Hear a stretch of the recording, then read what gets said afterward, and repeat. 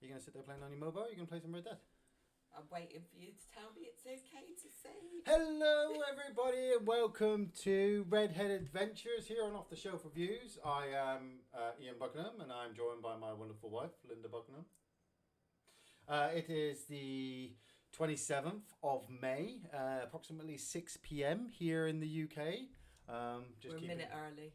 Well, I mean, yeah, You couldn't wait. it was ticking on. I hate just sitting around waiting, knowing full well that Cheers.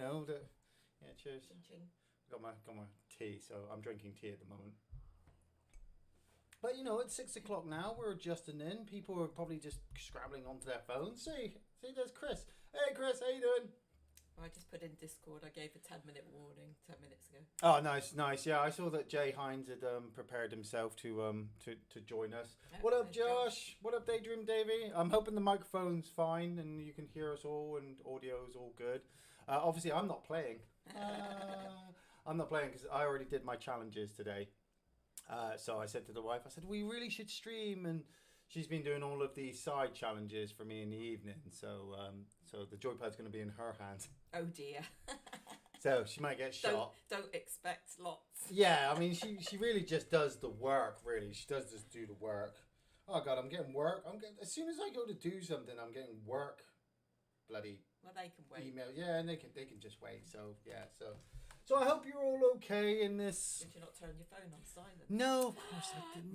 Not for work stuff. For work stuff, you got to keep it on because... No, you don't. Well, work-life balance. Yeah, I try to, and then people whinge at me and say that Right, I shouldn't be I've doing already it. set it to defensive. You already set it to defensive, didn't you? Because Campbell and I were on this morning, and we did obviously kill a bunch of people and attack a bunch of people. So Moonshine sold, couch Stews eaten. the last thing we did was we had 4 drinks of them in the Moonshine Shack because we just done really delivery. well. Yeah, I left you the camp stews. The camp stews need to be eaten. Money made from trading. Alcohol bottles. Alcohol bottles, collectibles found with a shovel. Mm-hmm.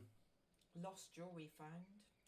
You're probably best off just using collector's maps at the moment because obviously we haven't got the screen on it. I could get my phone out, but collector's maps are there. They're pretty easy to do. Not? And stuff. We did the legendary hard bounty. Dylan is around at the moment. I think he's in the front room watching some videos of Fortnite at the moment. Been kicked off the Xbox. Yeah, he's in probably a bad mood because we told him we couldn't play the Xbox tonight because obviously we were streaming for you guys, and he usually uses the Xbox for Fortnite and chilling with his friends and playing Battlefront, but he needs a bit of a break off of it. He's like he's been playing a lot. Where did you leave me? You're by the Moonshine Shack. Hanover. You're right there. You're right there by the Moonshine Shack. So. Now Hey Ben Ray. Did you put moonshine on? I didn't need to. Wild Creek was already on there. Oh yeah. So you put it on last night. So it's all done, ready to go. But we will need to put another one on. So I hope you're all doing well. What up, Benevolent Ronan? I hope you're all doing well in this coronavirus lockdown situation thing that we're in at the moment. It's a bit weird. What would you advise then in terms of your tonics to put on when you're just about to go on a moonshine? The last moonshines I've done, I haven't been attacked. I don't drink my moonshine. I don't drink my moonshine up in the top left corner. No. Because go onto that one. Put the icon onto that one and then cycle through until you get the potent health cures. Keep that one on there. Then go to your lightning one, which is the top one. Yeah, and if you don't like chewing gum, change it through to another tonic. And then I keep the miracle tonics on my Deadeye because just in case I need to pop it real quick, I'm usually in the middle of a firefight anyway. So that's how I set that up. So what would you put on now? I would pop a miracle tonic right now.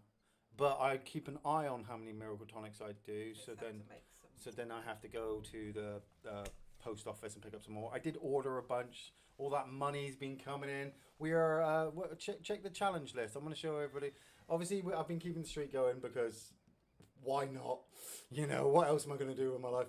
And we are currently at skip over right bumper. Skip over again. 381 days.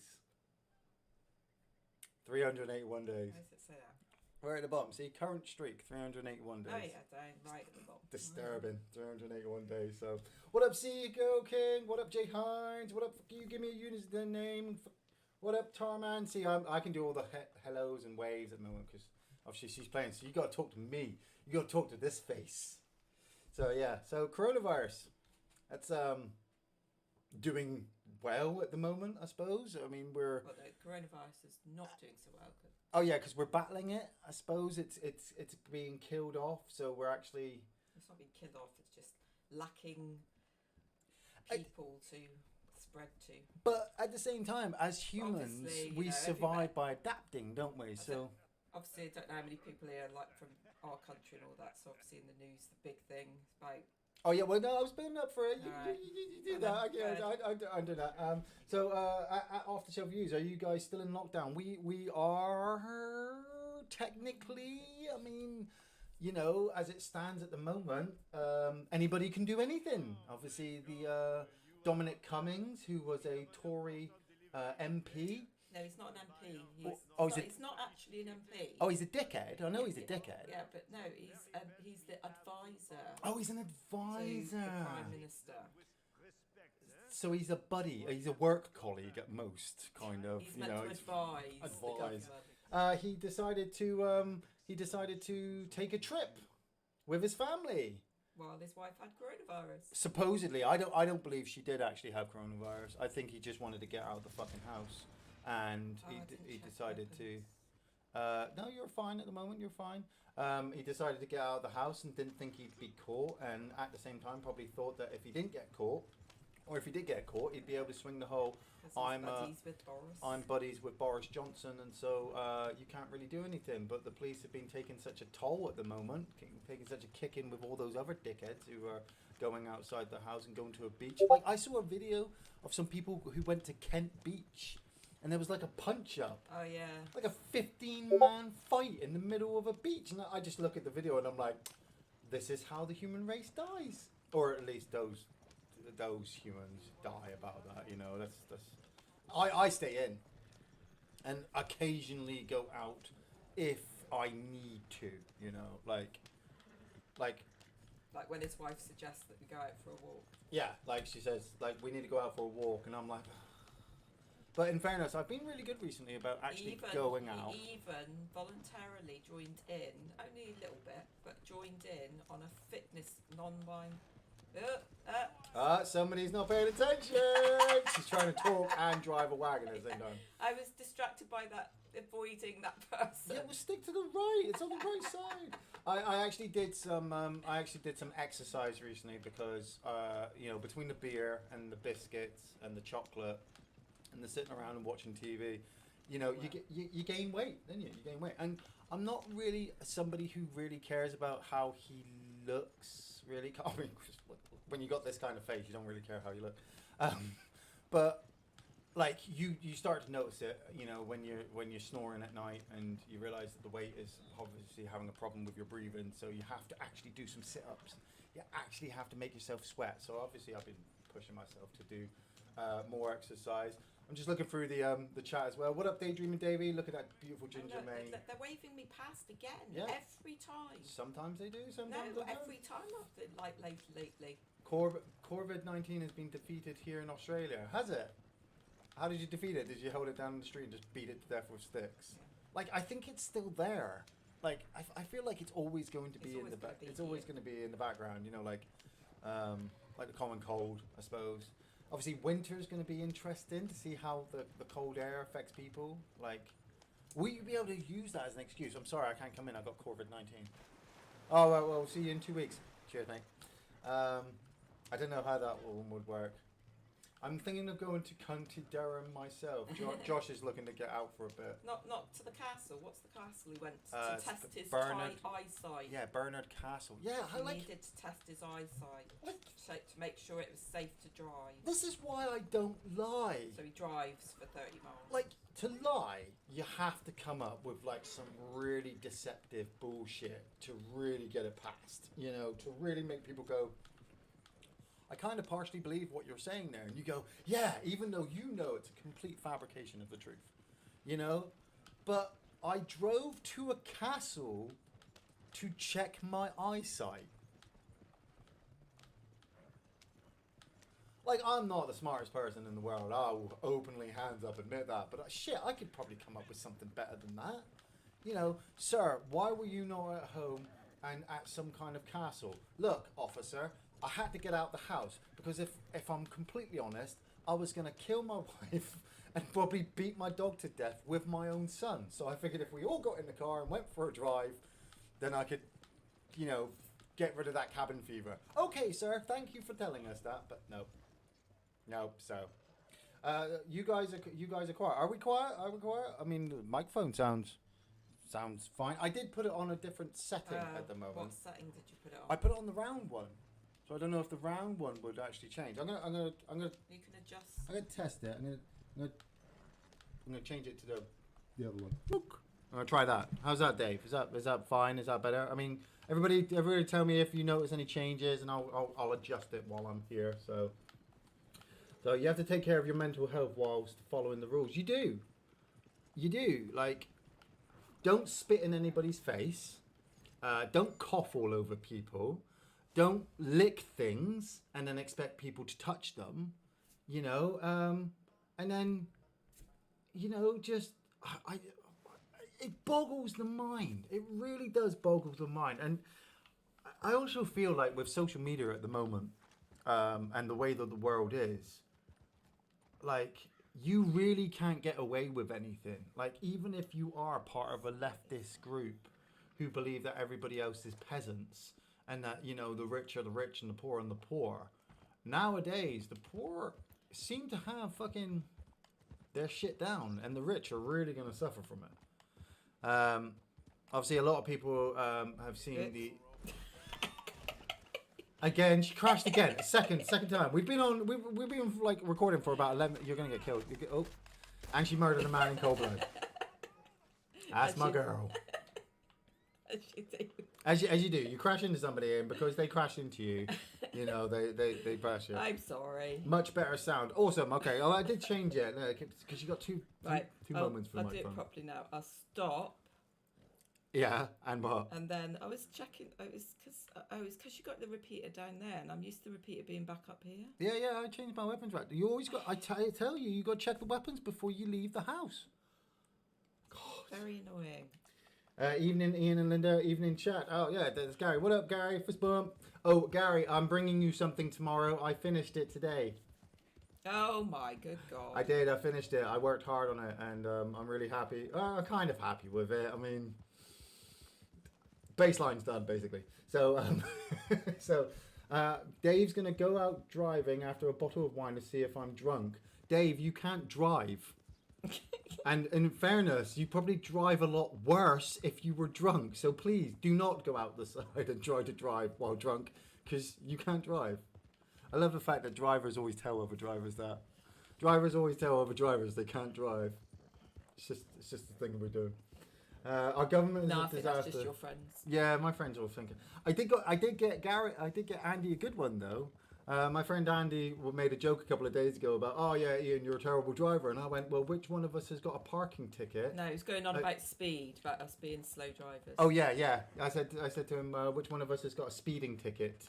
And it's him, and he had nothing to say, and I was like, so yeah. Our government is a disaster. I mean, in fairness, I feel like a lot of governments are disasters. I mean, at least, Dave, come on. I always say this, it could be a lot worse. We could be in America at the moment, and... This is true. Shit, I mean... Oh, I know, worse would be Brazil. Oh, yeah. Have you not seen what's been going on in Brazil? No, what's been happening in Brazil? Oh, my God. The Brazilian president or whatever is basically in complete denial of the fact that there's a virus going on and killing loads of people in this country. Oh yeah, that'll do it. And loads of people are dying. Yep, that'll do it. Well, it could be worse. He could be telling them to inject themselves with disinfectant to see what would happen. But yeah, I really kind of want to stem away from talking about American governments. What and is stuff. It they say as well in parties and conversations, things like that, is there's avoid politics and religion, which are my two favorite subjects. Actually, I really do like talking about politics and religion, because it's just I mean, I know I shouldn't be talking about it because we just said not to talk about it, but I just think it's just such a great talking topic sometimes, you know, because blatant denial. I have said for years, I don't vote. I don't trust anybody. I don't trust anybody on the left.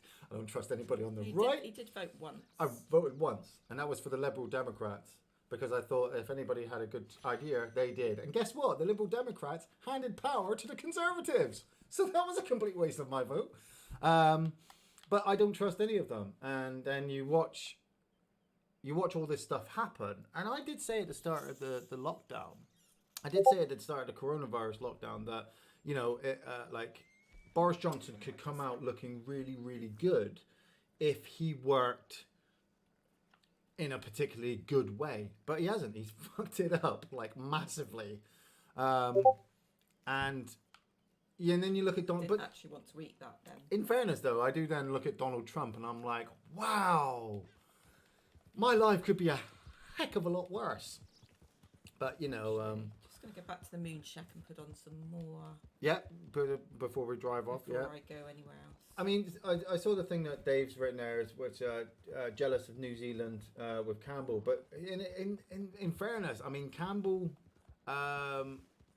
been telling me while we've been playing Red Dead that it's not all fucking sweet dreams and rainbows over there either. You know, they've managed to have a grasp. You know, they locked down the country very quickly, which was. Well, they haven't got 37,000 people dead. That's for sure. That's for sure. Yeah, but they locked it down. And everyone called them crazy. So they had to kind of live with that whole look of being crazy for a while. And yeah, they managed to save lives, but there's such a small group as well that you know, economically they could suffer worse because, you know, they don't have a lot of things to look over. We're obviously, as I always said, like, economies will recover. Yep. But you can't recover lives. Well, you can't bring back people from the dead, can you? Well, I mean, necromancy. And look at the new Star Wars movie. They brought back Peter Cushing. Sorry, I'm trying to make light of the situation. It's not working. I need more herbs for a 3-star. What up, Edward Hinton? The world's literally run by TV personalities. Yeah. And let's not talk about the news, but let's see who's got the next Britain's best talent kind of shit. I need Creek Plum. All right, we need Creek Plum. We need Agarita. I need Have we got no? They've got no 3-star ingredients.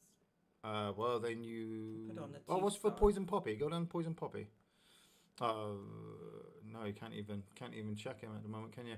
Right, well then we'll have to head to the desert and try to find some plants or Creek Plum. I'll have a look to see where Creek Plum is. My phone's over here, so it's not written in your little notebook. No, I just I sometimes I pick it up and sometimes I don't. So, hey Iain, what did the fish say when it runs into a wall?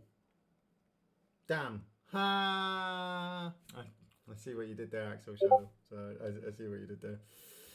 What up? Hello, Crazy 88. France are in zones now. I mean, for the next procedure of Corvid. Like, what was that movie that the French had? The cities had been locked down, and the French was all sectors, and there was like a lot of parkour in it. Was it District 9? No, wait. No, that's the Alien movie. But there's another District movie where the French have locked and made sections and broken it all down there. So, have you watched The Hunt yet? No. Well, I wikied it. It looked all right, and then I watched some of the death sequences on YouTube, and I was like, maybe I'm missing the mass appeal for that film. You know, I saw all the taglines where it was like, this is the best horror movie of this year, and I was like, that's like waving a flare at me, like that sequence in Jurassic Park, like look over here, and I'm like, no, I'll get to it, you know. District 13, see how it's close. It's definitely the district. What up, Matt Midgley? Fist bump, boom, boom, boom. Yo, Mr. Buttons. Yeah, as you can see, the wife's doing all of the gaming at the moment, so that's why I'm yattering in her ear. But luckily, she's got headphones on, so she can't really. It's muffled. No, it's not muffled. It's not muffled, is it? It's not muffled. It's louder than normal, is it? You're so loud anyway. Nothing muffles it. Judgment. She judges me. Judges me. Iain, you seen Colour Out of Space yet? No. Though I have seen The Curse. So I can kind of get the gist of what actually happened. I know that the movie's supposed to be really good, and the Nicolas Cage performance in it is supposed to be outstanding, much after coming off the back of Mandy, which was kind of weird. Obviously, I've spoken to Gary about it, and Gary's like, oh yeah, man, it's a massive, huge H.P. Lovecraft, obviously awesome movie. I was saying this to somebody a couple of days ago, actually. Not one of those, so it's going to be in the house. I've not been massively wanting to rush out and watch loads of new films at the moment, simply because I find that as I'm getting older, I'm also noticing that people are not holding on to emotions towards things as much as they normally do. It is literally. Shout at me if you want, and tell me if you think I'm wrong. But this is quite carefully what I see. Try the chimney. Could be something in the chimney. In the chimney right there. There you go. Search chimney. And it just seems like sometimes it's like jump from one thing to another. You know, hey, this new film's out. I'm gonna watch it. I enjoyed it, and I'm gonna move on to something else. New film's out. I'm gonna watch it. Move on to something else. TV shows as well. Hey, this new TV show's out. I've just binge watched it all the way through, and now I'm moving on to something else. And it's like, I personally can't keep up. So he just rewatches loads of movies instead. But the thing is, I never have been really able to keep up. It was the same thing when I was in school. You know, everybody had like the newest computer, and they're like, "Hey, I just got this, and I've got all these new games." You know, because we were kids, we weren't able to buy it. You know, we were relying on our parents to rent them for us and get them. You know, but I really did try to keep up with everybody. Is my Discord running as well? Is it going? Okay, I'm going to close that one down. There we go. And close that one down. And then put that. I just got a text message from him saying, "Hey, dude, I can hear all these donks in the background." So I'm like, I can't hear anything. So,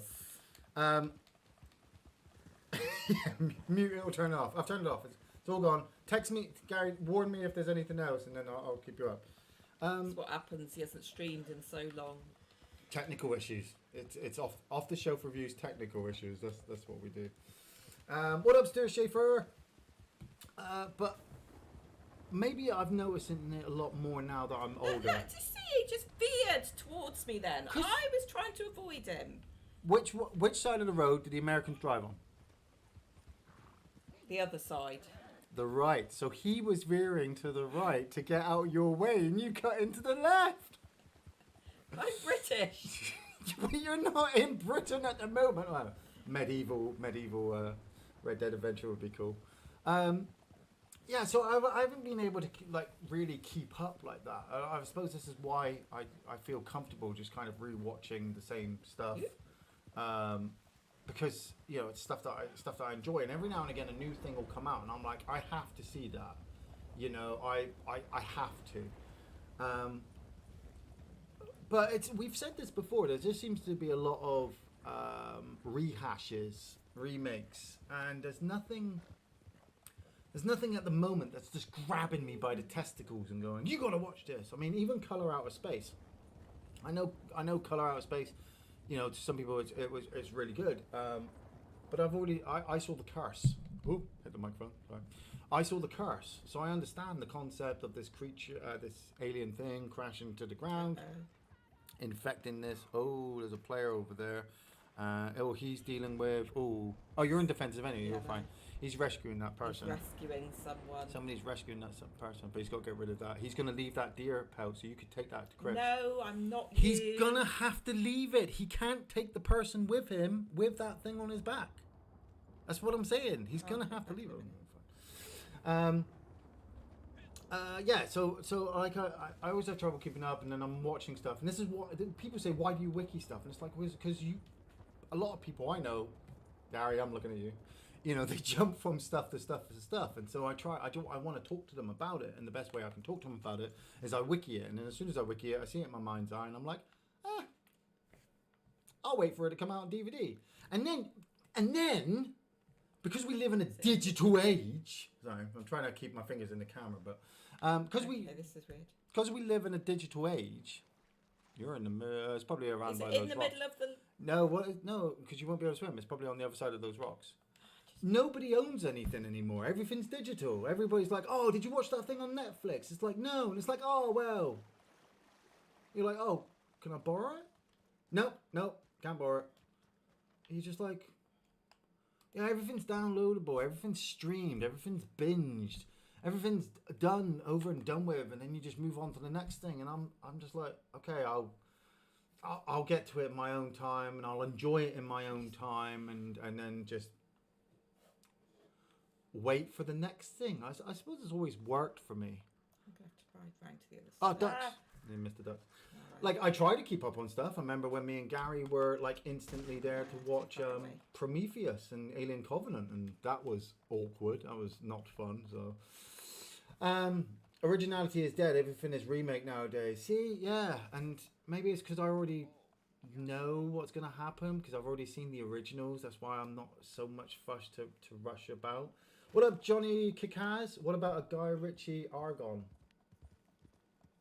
Athon, you mean an Athon? I like Guy Ritchie, but sometimes he's a bit hit and miss.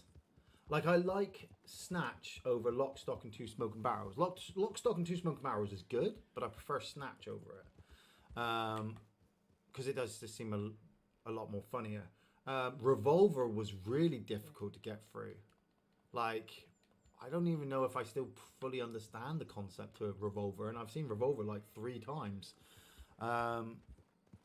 Jason Statham was good in it, and you had Big Pussy Salvatore from Sopranos and Andre 3000 as the other 2 people. Those were weird. I know he's just released that newest film, The Gentleman, which I've already wikied and which seemed okay. Sherlock Holmes was fun, but the remake Sherlock, the other Book of Shadows, it's on an island. It's on the middle of the island. It's on the middle of the island. She's loving it. The adventure. There it is. So he's... I swim that far. Yeah. I'll maybe take some tonic just to keep your stamina up so you don't drown. You'll be fine to get over there, but just to be careful. What up, Fiesta Man? 1990. So it's like, I'd watch some Guy Ritchie movies, but I definitely pick and choose which ones. Not in a massive rush to watch them all. Information overload. You can't enjoy things for a while anymore. You got to move on to the next thing right away. I can't. I suppose that's why I do my own thing, because I can't. I don't want to say I get bored. It's like adrenaline junkies, I suppose. Adrenaline junkies, they love going outside, and as soon as they've done like the massive parachute out of the plane, they're moving on to the next thing that makes them feel excitable. I'm gonna snowboard a mountain now, I'm gonna white water raft down a river, and I'm gonna do all this ever crazy stuff that just makes me feel, where I'm like, I'm like, nah. Like I'm a more of a I'll stay indoors kind of guy, but I still get all of my strong feelings from stuff that I know and feel. Like I still get excited when I'm watching The Thing and I'm watching them do the blood test with them on the sofa, and you're looking at Norris's face, not Norris, Palmer. You're looking at Palmer, and there's a feeling inside you when you're looking at Palmer while he's looking at the floor, and you know what's coming next.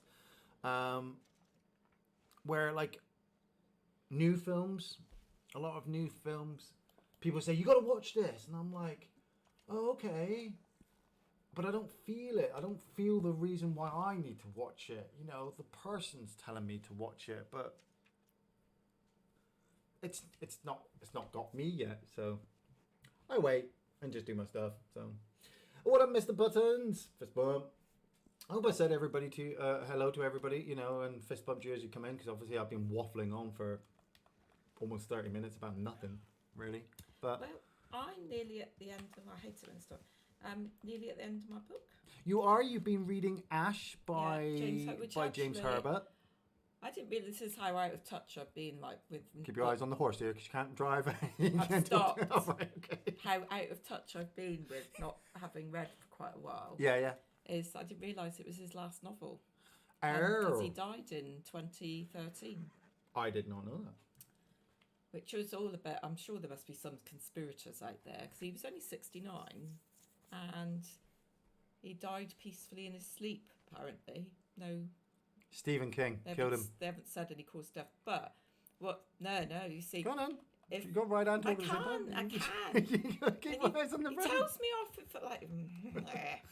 I do it. Yes, but you're you.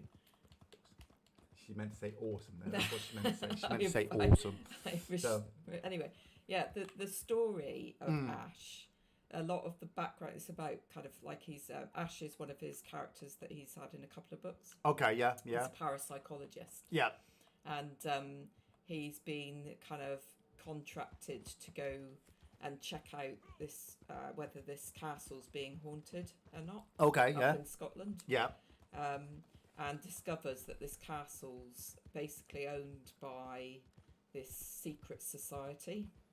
And the people that stay there, once they go there, that's it. They're kind of there for life, and their families or kind of pay for them to be there. And stuff. They're all the rich and very elite and stuff like this.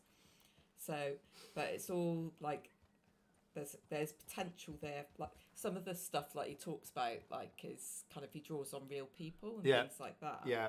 And some I think theories of different things. So I like suspicious that because I won't talk about it in case you ever. Oh yeah. Spoiler. I was going to say, Daydream Davy says he's reading Child 44 at the moment. Oh right, cool. Yeah.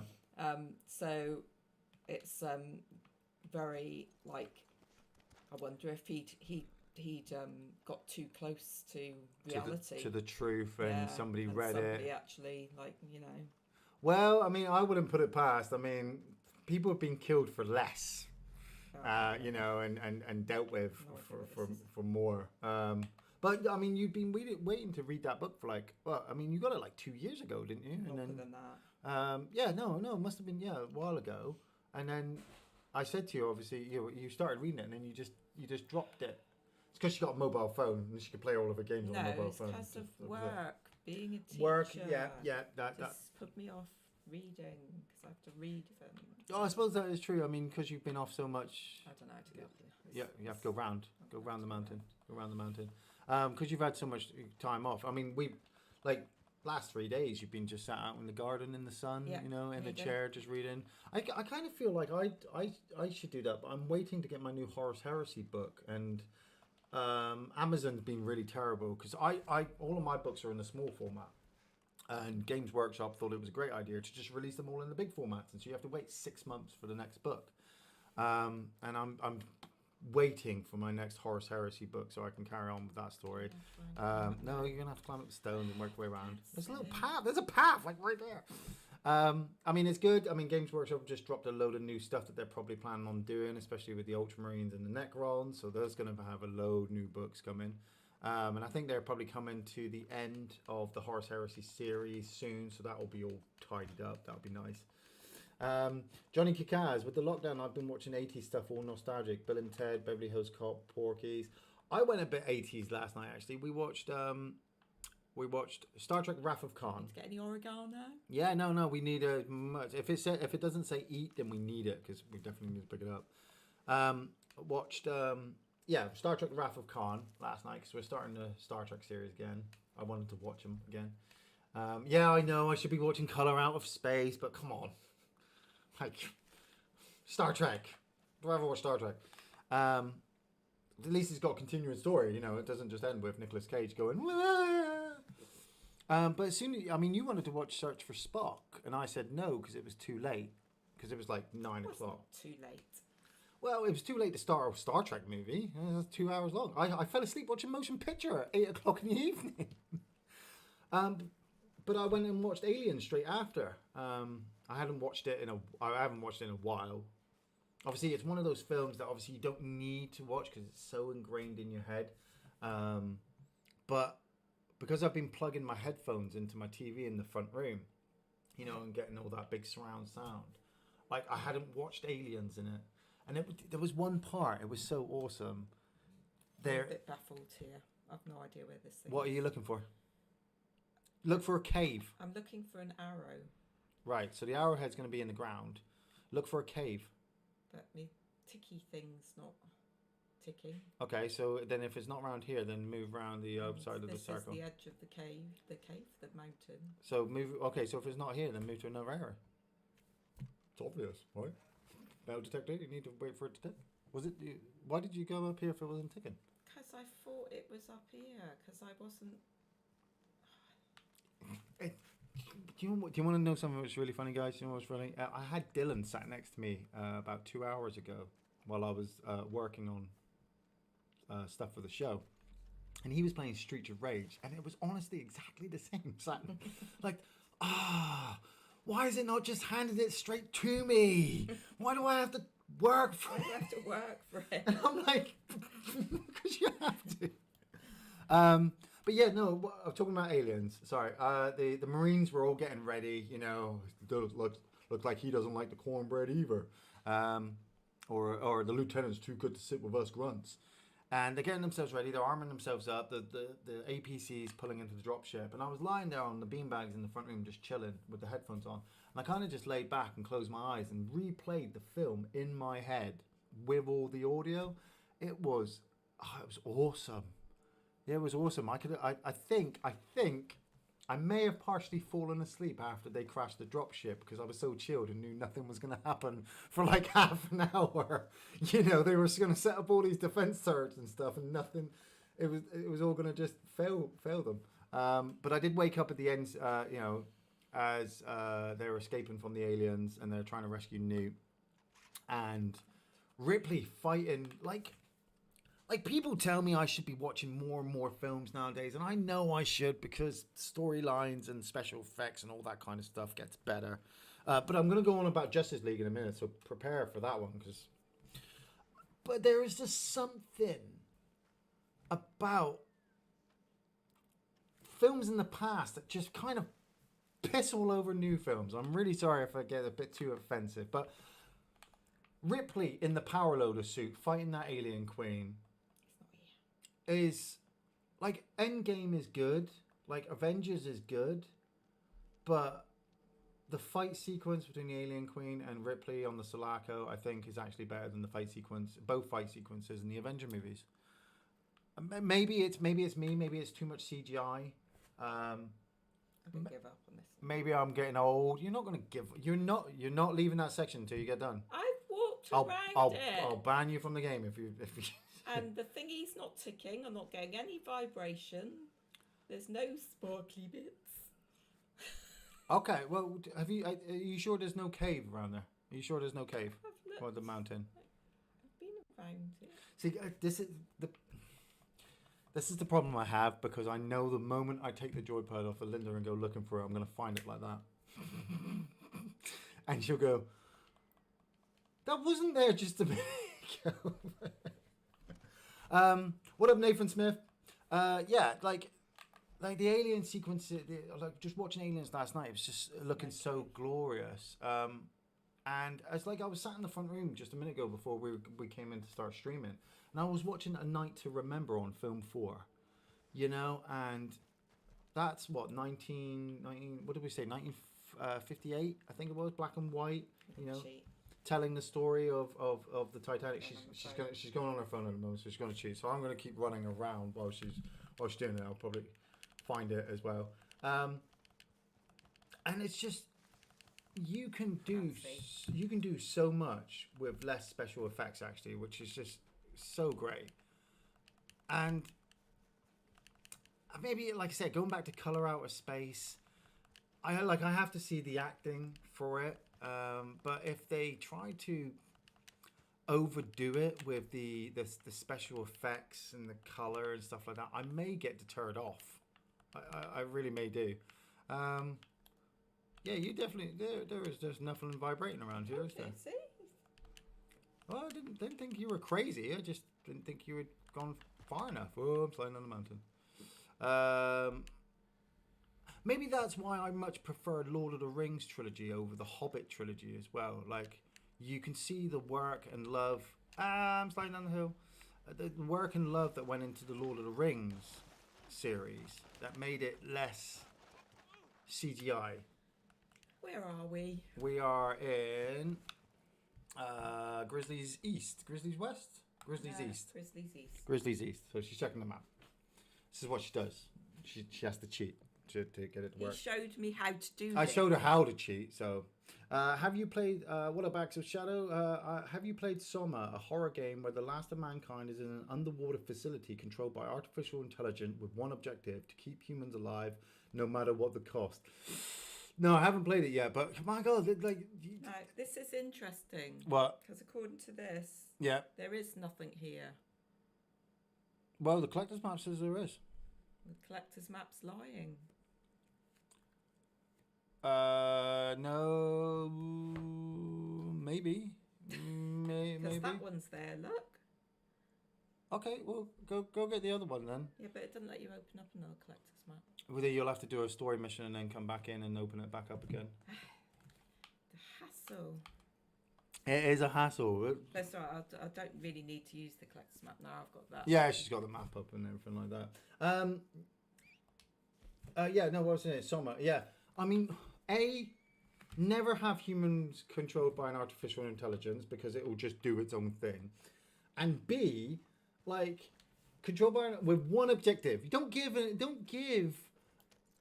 artificial intelligence one objective because there's no parameters for it to work with. At least with Robocop. Robocop had like 4 objectives: serve the public trust, protect the innocent, uphold the law, and the last one was classified. You know, and that kind of, he was able to maintain all that. That made him the police officer. To keep humans alive no matter what the cost. So that means they'll happily kill people if they believe that it even remotely causes a problem for anybody else. Like, we'll just kill that guy. Why? Because that's the parameters. So, RC 2001 Studios. What up, RC 2001 Studios? Iain, have you ever seen Cannibal Holocaust? I'm afraid yes, I have. Yeah, it was all right. Cannibal Holocaust is one of those films.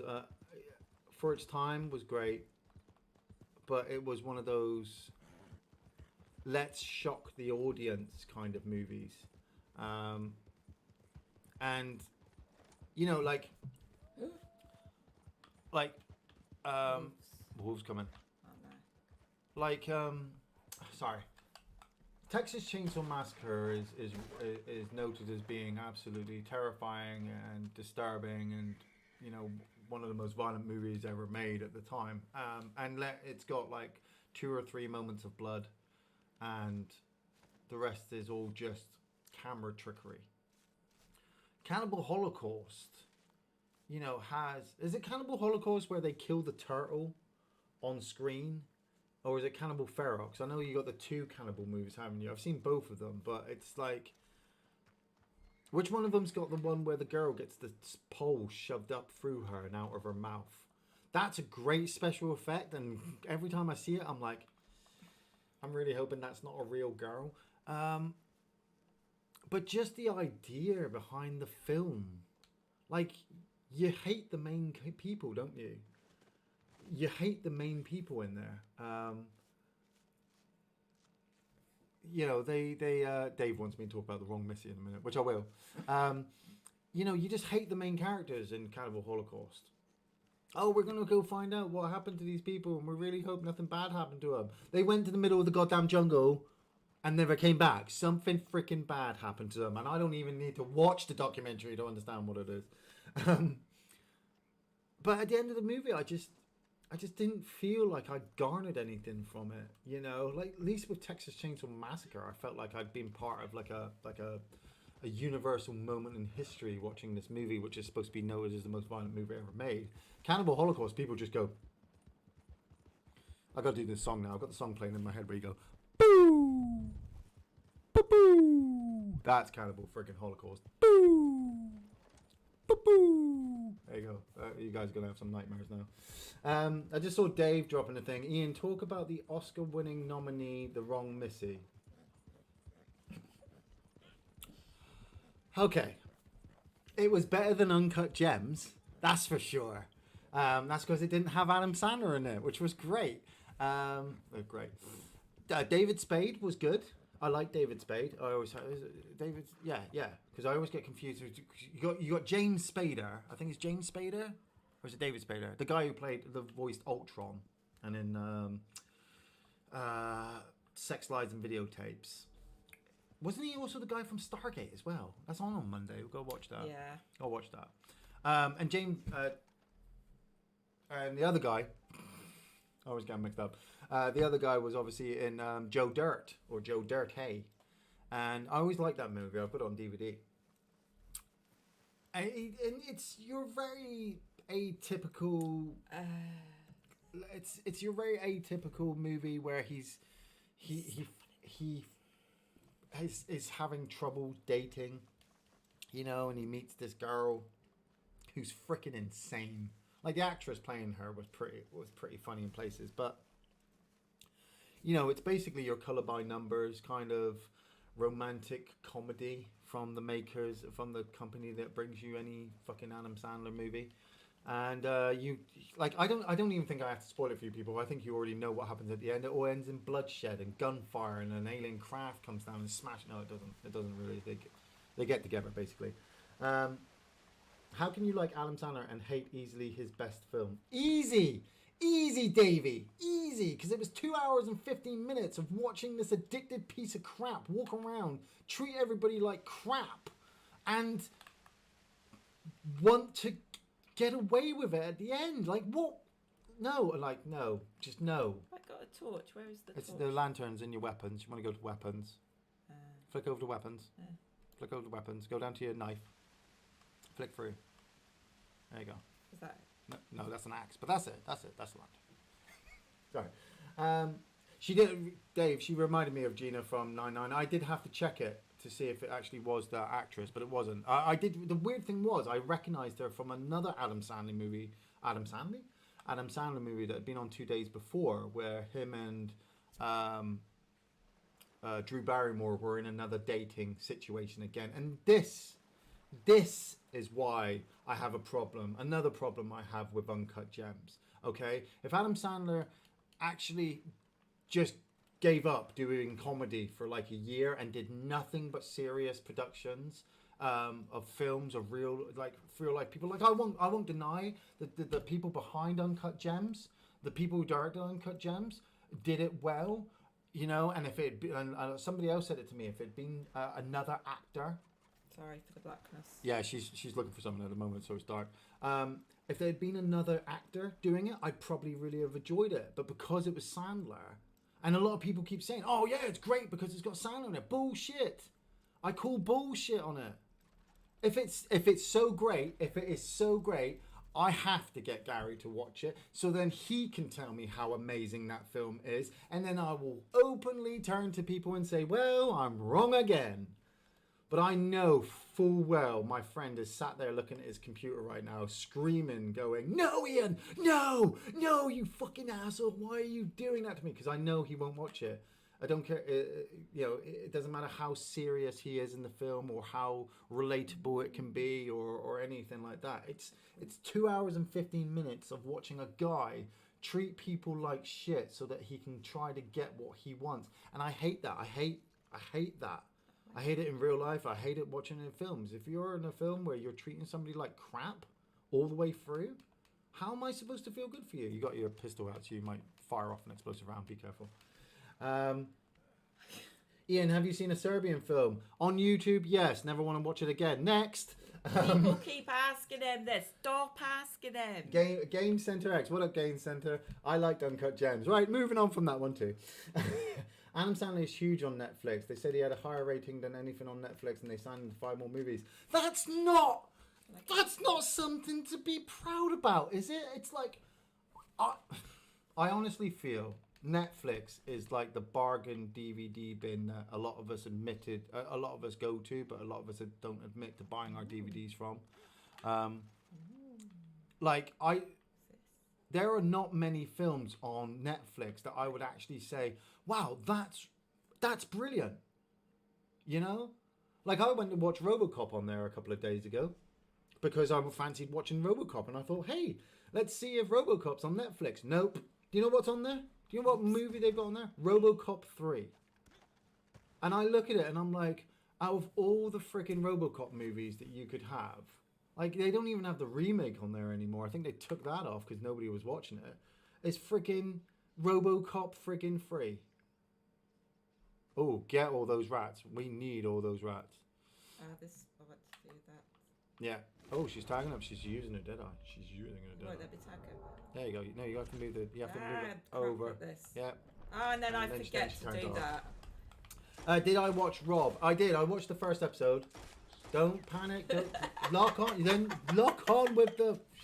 I'm so useless. Yes, I watched the first episode of Rob.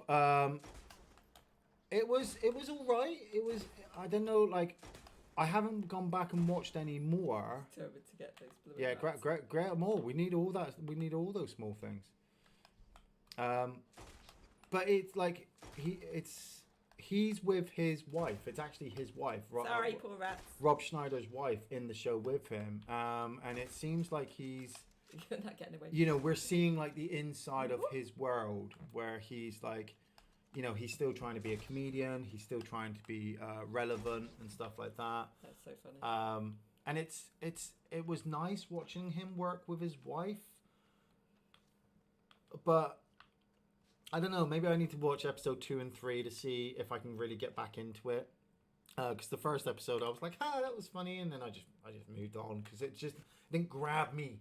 It didn't grab me. So all this Adam Sandler talk is going to trigger Gary's ASSD. Yeah, the Adam Sandler syndrome disorder Gary's got. Have you ever seen Warriors of Virtue, Iain? Liked it as a kid. Warriors of Virtue. I've heard it. Dave, is that an Asian movie? I feel like that's a kung fu movie, Asian movie that I might have seen, or there's definitely a title along like that.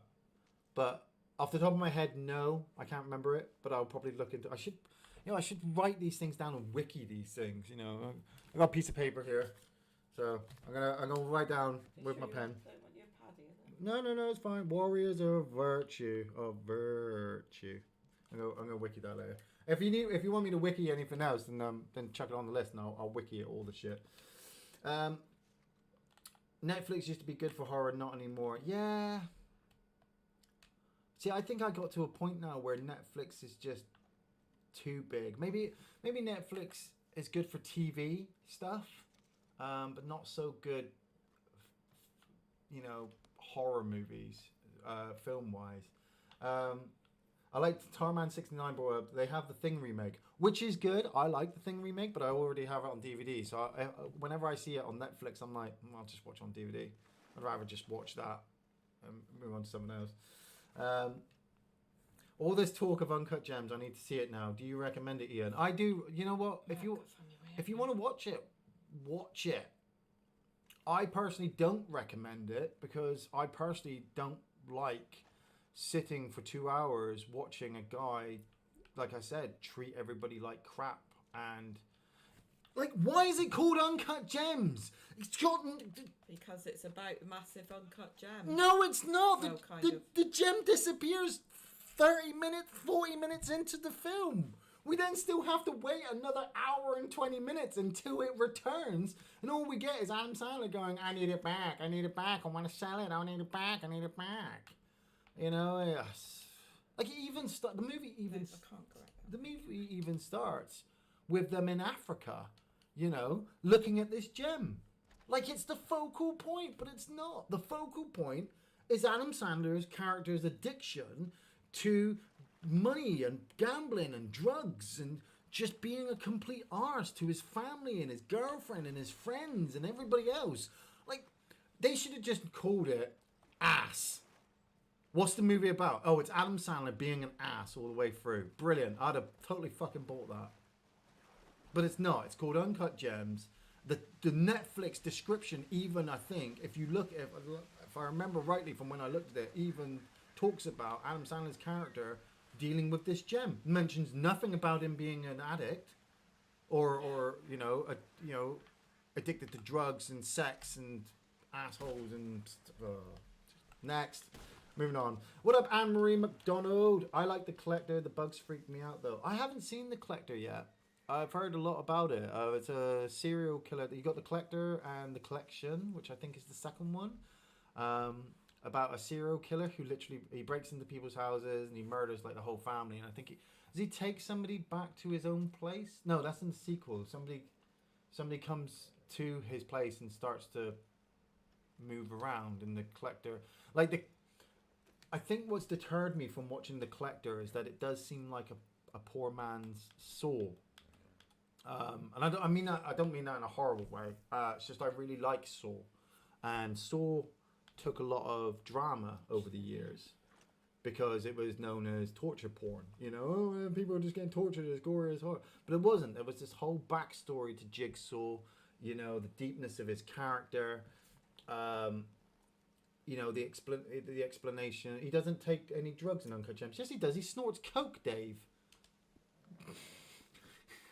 Doesn't he snort coke at one point with his girlfriend at the club? Like he goes to the club and he finds his girl. Oh no, his girlfriend was snorting coke. Yeah, sorry, she was snorting coke in the bathroom and about to have sex with some guy behind his back. And then Adam Sandler comes in and gets all pissy that she's having sex with somebody behind his back, even though he was technically cheating on his wife with her. Oh, the irony. Sorry. Yeah, Anne-Marie says the opening scene in the nightclub was awesome. Yeah, it's one of those it's one of those things, isn't it, with horror movies where they're like, look, we've got to set up these big kills, draw the audience in, and then we'll obviously build up the story around it. But I think that's why I much prefer Saw, because Saw starts off small, you know, with just 3 people in the room. And then it gradually got bigger with more and more kills and more elaborate traps. But behind that, underneath everything, was this storyline of this guy who had just had enough with society, and he doesn't kill. I think that's one of the things I really do admire about Jigsaw, is that he doesn't kill you. The rules are very, very simple. You have to listen very, very carefully, and you'll get out alive. Maybe not unharmed, maybe a little bit scarred, but you'll get out alive.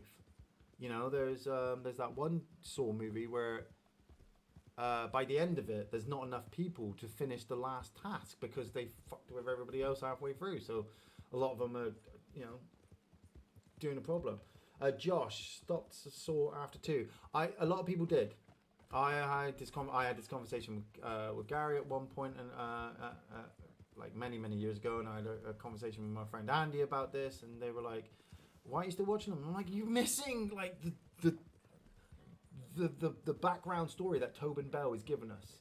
You know, the Jigsaw character. I mean, he's up there with Norman Bates and Michael Myers and Leatherface and Freddy Krueger, and yet he stands alone on his own because he's not a killer. You know, he sets these traps and sets them off, and then when they understand them, when they understand why he did it or what he was trying to do about it, you know, you actually realize it's in a sickening way, it's kind of a good thing that he got these people off the streets. The moral of Jigsaw is he punishes people who don't appreciate life. Yes. And they punish themselves. The rules are very simple. If you follow the rules, you'll be fine. If you don't follow the rules, the chances are you're probably going to get smashed by something. You know, it's like, is it Saw 3 with the police officer? And it says, don't come through this door. And what does he do? He smashes through the door and ends up killing his buddy. The rule was very simple. Don't go through the friggin' door. And I might have to do that on my own. You don't do the Saw series. No, I don't. I've watched them. I don't, you know, not totally adverse, but they are a bit. Yeah, you'd rather not watch them before you're going to sleep. No. Yeah, rather watch them before you go to sleep. Gary likes all the Saw films except the first one. The first one, the other films Cube and Cube 2, Hypercube and Cube 0. The first one is great. The other 2 Cube movies, they tried kind of on a similar line, isn't it? Yes, no. I mean, they don't really fully ever explain it, but it's more like a government kind of program that they've actually got going. with these blocks, but like the films never really properly. I don't think the films ever properly, or if they did, they didn't fully properly explain it well enough to be able to say, hey, yeah, we should make more sequels after this. The first one stands alone as a sci-fi kind of weird, where are we kind of situation, and it was filmed really, really quite well. But yeah, Cube 2 and 3, I don't even remember Cube 2 and 3. I know I've watched them. They were on Horror Channel many years ago. Jigsaw is one of the smartest villains. Even when he gets caught, it's all part of his plan. Exactly. I mean, the fact that Jigsaw died halfway through the series, and then we just keep getting flashbacks for him, I think is great. You know, like I said, it's up there with Jason. Like, how does Jason keep coming back to life? It's like, because he's an undead monster. How does Jigsaw keep coming back to life? He doesn't. He just planned for this. He planned all this. Like, while you were still at home jacking off, you know, he was out planning what was going to happen after he died. It's great. The first Saw film had awful shaky camera and rapid edits that gave me a headache. Yeah, I suppose true. But for an original movie, I mean, they were working on not a shoestring budget, a small. I think it's in the basement. There's a basement around the other side. They were working on a small basement. I mean, I just love that whole room. I don't really like the second one massively. All those tins of food, that. I don't really like the second one too much because it's got that very much Hollywoodized feeling to it. Like, let's take the unique originality of the first movie and just blow it up to 12. You know, with more deaths and more kills and things like that. And you almost miss the Jigsaw story underneath it, but he captures the cop, and then you have the cop one for the third one, and then the doctor situation and her background family, and then 4, 5, and 6 just completely expands more on Jigsaw himself, you know. And then at the end of it, like he's there, and he's just like, I mean, they're still making them now. I kind of wish they would stop because it does sully it and does ruin it after a while. But what are you going to do? You know, you kind of make money and do it. Yeah, I like Jigsaw. I could totally do more Jigsaw. What up, Matty Eyes? Fist bump. I saw Cube years ago. Game Center X. Jigsaw is a compelling villain, but hardcore psycho. Yeah, I don't know. You guys have been talking about Wolf Creek a lot on friggin' Discord. That guy's a freaking psycho. Jigsaw's got a bit more personality to him than that guy. I've only ever seen Wolf Creek 1, and in fairness, I wasn't much of a fan of it. I like my horror characters to have a bit of a fantasy behind them, you know.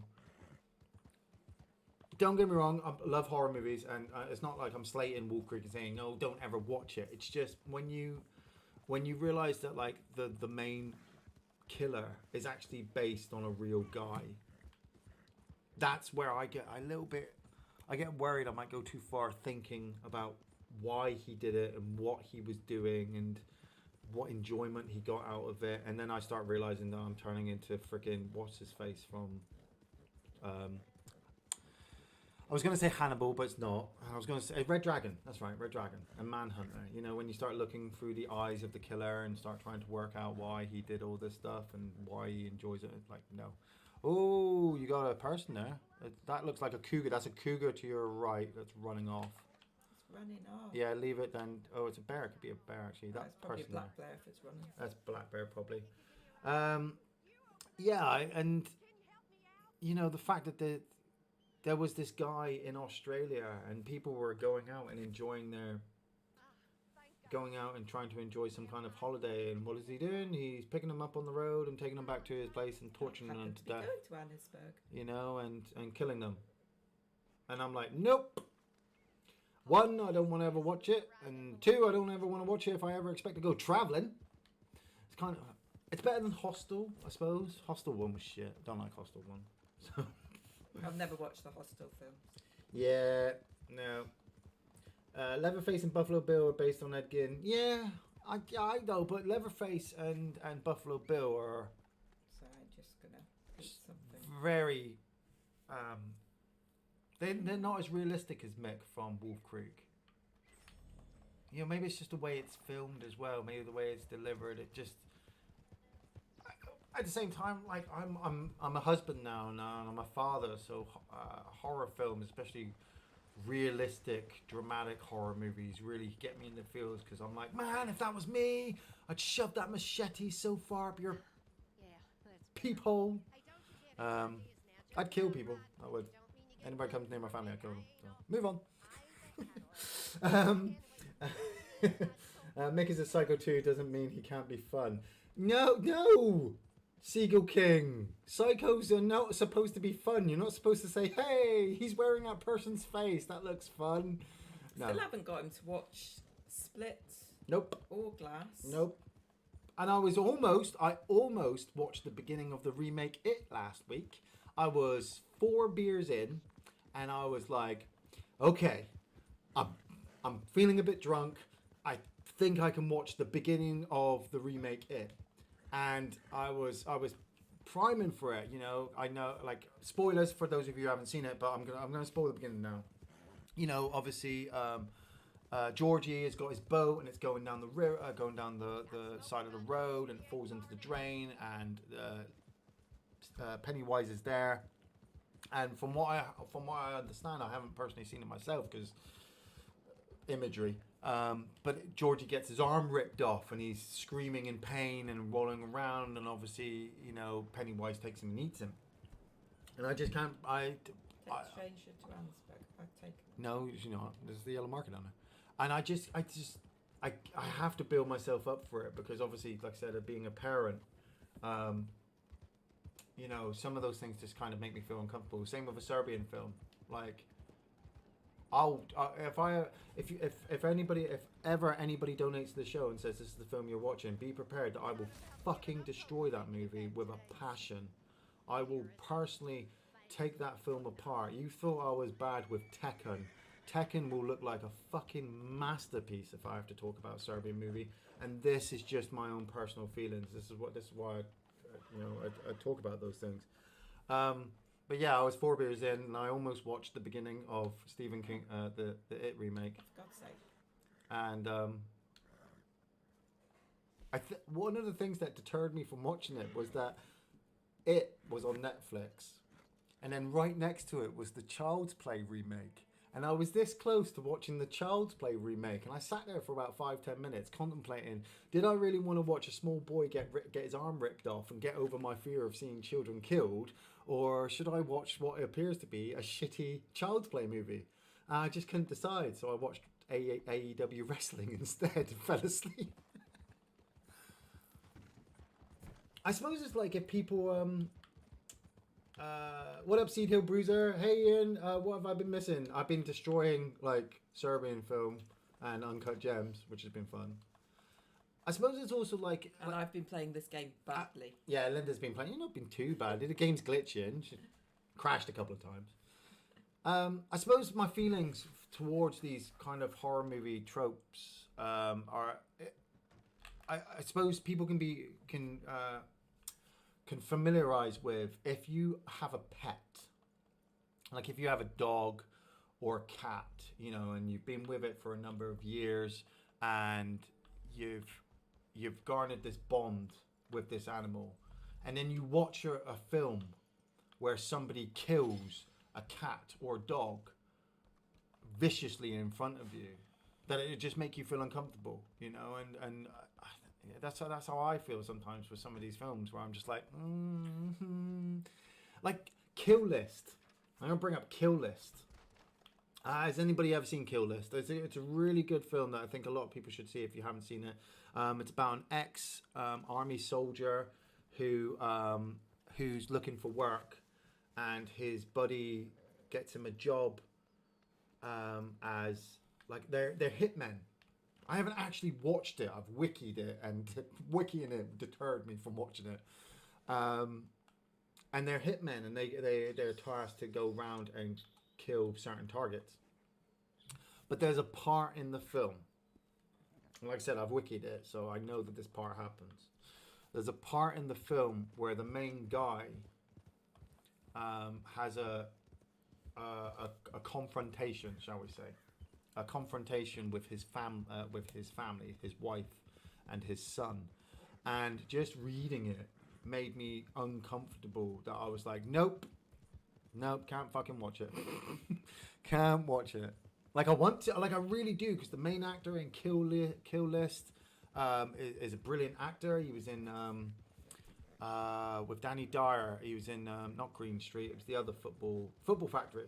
He was Danny Dyer's buddy in Football Factory, and he's a great British actor. And there's a lot of great British actors in it. And the story, I think, is from the same people who did Sightseers. So like it's brilliant. It's absolutely brilliant. But that one sequence, and I'm hoping Daydreaming Davey doesn't spoil it for people. Obviously, if you ask him on the Discord channel what he thought about the film, then Davey, by all means, tell him, but try not to spoil the sequence that I'm talking about in this film, because it just it did make me feel uncomfortable. I was like, nope, can't prove it. Don't watch Castle Freak or Reanimator. Reanimator's not bad. Castle Freak, from watching the review that Gary did, I was like, that could be a bit of an awkward movie to watch. But Reanimator is not bad. Where, you know, he injects his boss's head with that juice, and his boss's head is just all, well, he injects the whole body, and the body's walking around with the head. But in fairness, I didn't think Reanimator was as good as Brain Dead. Personally, I'd rather much watch Brain Dead over Reanimator. It's just because Peter Jackson's so good. But it has a cat kill scene, and he can't handle those. Has anyone here seen I Saw the Devil? That's pretty brutal. I Saw the Devil is massively brutal. Massively brutal. That was a difficult movie to get through. It was better than fucking Audition. Pardon my French. Sorry. I'll throw it out there. I Saw the Devil was better than Audition. At least it actually had something going on. Audition is, what, an hour and 50 minutes of just feeling really uncomfortable around any situation the guy is in with that girl. Keep going to these people's houses and nicking all their their stuff. shit. Yeah, I'm just watching you take all that through. There's a cat kill. Hey, I can get kill an animal. Like I said, I'm a husband and father, so animal killing is like different to me. Like I don't like it. Don't get me wrong. I love my cat, but my mind tells me that it's not a real cat, and I know what you're gonna say. You're like, well, it's not real people getting killed, but it still doesn't. Your mind does it, doesn't it? Your mind immediately goes, it's real. Like the little boy in Jaws. Jaws was on TV last night. I was flicking through the TV. Jaws was on TV. It already started, and do you know what part I caught? The boy on the Lido. You know, and just him rolling over in the water and then he's gone. And immediately, as soon as I saw the little raft come up onto the beach and his mum going, where is he? I imagined in that scene where she slaps Brody. She slaps Brody right in the face. She's like, I just heard a girl died in this water. And you knew. And you let my boy go in the water. It's like, ooh, awkward fucking sequence. Awkward sequence. Audition is genius, is it? Really?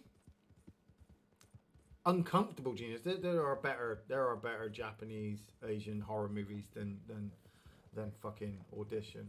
I mean, even Our Point is good. Better than I think it's better than Audition. Audition just, I don't know. It just didn't sit well with me. I know what a lot of people are saying. Oh, Iain, you're talking bullshit. But I didn't like Uncut Gems, so fuck you. But Audition just, I just got towards the end. Like, I'm like, fucking hell, finally something's happening. And ticky, where she's soaring off his foot with piano wire. Like, I did feel really good when the son comes home and kicks her down the stairs and she breaks her fucking neck. But like, you have to wait 2 hours for that. It's kind of like Uncut Gems. You have to wait 2 hours for something good to happen to Adam Sandler. So, Dave's watching Brassic. Can't go wrong with a bit of Joseph Gilgun. I mean, Joseph Gilgun, now that's a fine British actor. He's... yeah. Tarman 69. Jaws is the only movie that scares me. Yeah. Dobry Love. The part in Jaws that freaked me out was the pics in the Book of the Shark there. I love that bit where he's flicking through the pictures, and he's like, "Where's Michael?" And the wife says, "Oh, he's in his birthday present. He's sitting in it." And Brody's like, "Get out of the water! Get out of the water!" And she's like, "Why? Why are you so freaked out?" And she looks through at that picture of the shark's nose smashing into the boat. And she's like, "Michael, did you hear your father? Get out of the water now!" And he's like, "Okay." It's like, yeah, that's why you have to be scared of your wives.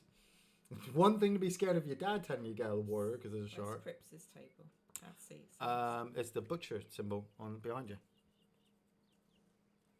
You cannot see. I can't see. Right, get off the horse. Get off the horse. What's the butcher symbol look Well, like? it's that little table with kind of like the iron pot thing on it. It's right there. It's right there. Thank you. That's It's all right you there. had to do. That's all you had to do was point to it. Where is he? Where is he? He's The right butcher's there. table. What's the butcher's table symbol look like? The butcher with the meat cleaver into the table. That does not look like a butcher's meat cleaver. I'm sorry. What does it look like? A white blob.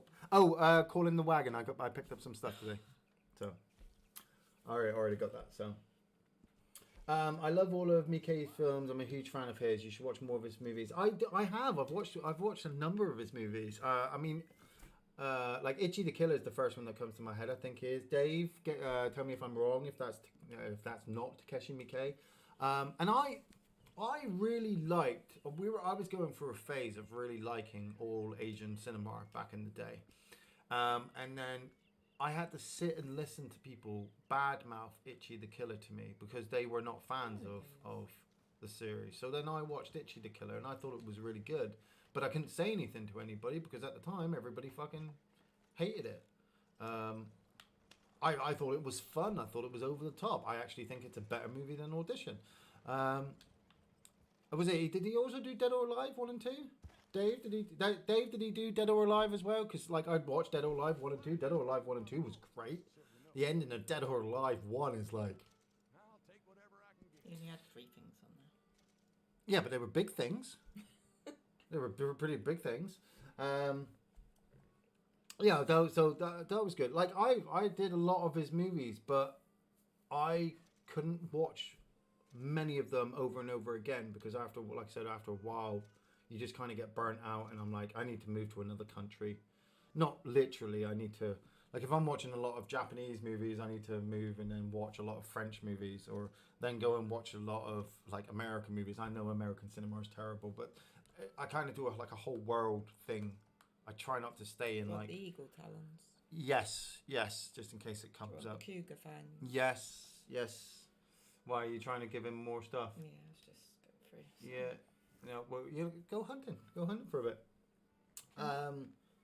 Dead or Alive 1 to 3. See, now Dead or Alive, I think it was Dave, you told me Dead or Alive 1 was really good. I like Dead or Alive 2 more. And then I think we both agreed that Dead or Alive 3 is not very good.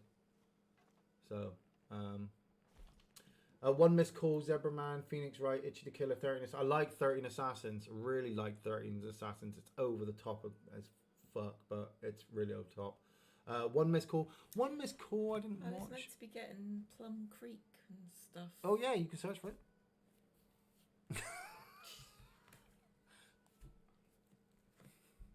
It'll be on the plants. Be on the plant section, rare plants.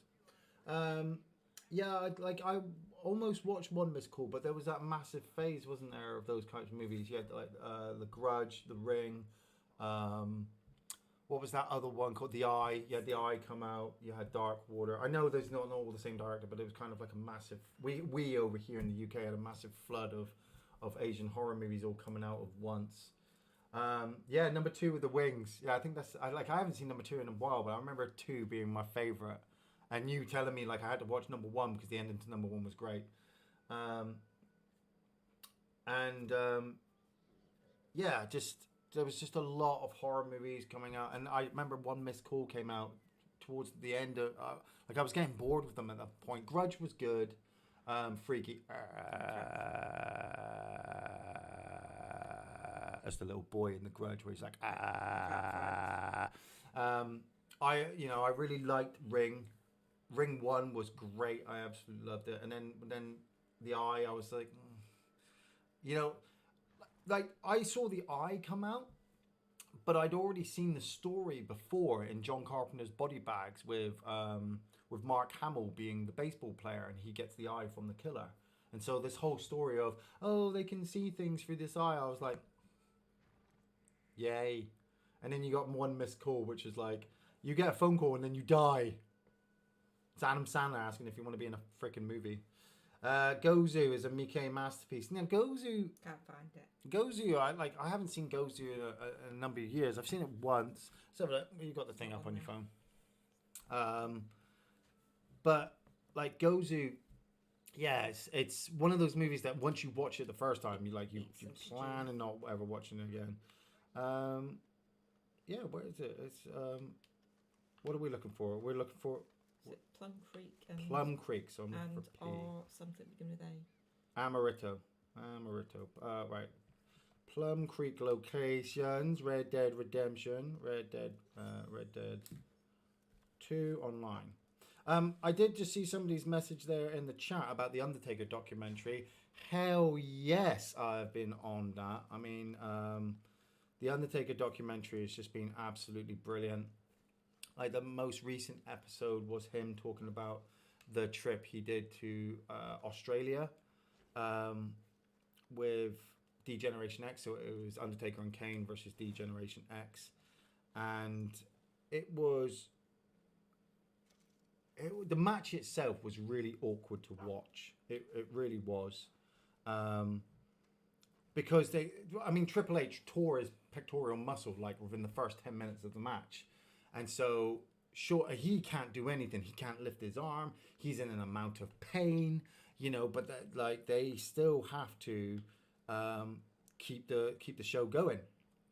And so Shawn Michaels, who hasn't wrestled in a number of years, is having to carry the match against The Undertaker and Kane, which The Undertaker even says himself, like, that he shouldn't have been in the match. Him and Kane shouldn't have been in there. It was just... He even says in the documentary, like, most of the time, he wants to retire. He has that one match, and then he's not been doing it. He's not been stepping away because he just wants to go and do that one more thing. Agarita... Oh, no, it's show all, sorry. Show all. Turn off that. Nope. Hide all. Agarita. Why is that not? All right, I've got it on there. See, quick by Margarita. You can work that one. And yeah, and he just has that one more match, and I respect him for what I respect him most about this whole documentary, the Undertaker documentary, is being a wrestling fan for so long. I've followed a lot of the backstories to a lot of the people. The Ric Flairs, the Randy Savages, the Hulk Hogans, the Shawn Michaels, the Triple H's, the Rocks. Every person who gets a skill utilizes that skill as best they can in their life, in their existence, which is admirable. It's absolutely brilliant. But what do you do once you're done utilizing that skill? What do you do? What do you do for money? How do you survive? If your main one skill in the world is to drop somebody on their head, in front of thousands and thousands of fans, that's what you do. You can't just go get a job after and work at Walmart or in a car dealership or anything like that, because you have this persona, you're a celebrity, you're forced out into the world. And seeing all these other wrestlers throughout the years try to stand down, but always coming back for one more match and for the fans, for the money, for this, for that, whatever. It was one of the things I wanted to see how The Undertaker approached this. And also what I'm loving about this documentary is that it's spanning over like 3 years. Like he's been doing this documentary for 3 years, which is unheard of in the wrestling world. It's like he's diffusing his own character.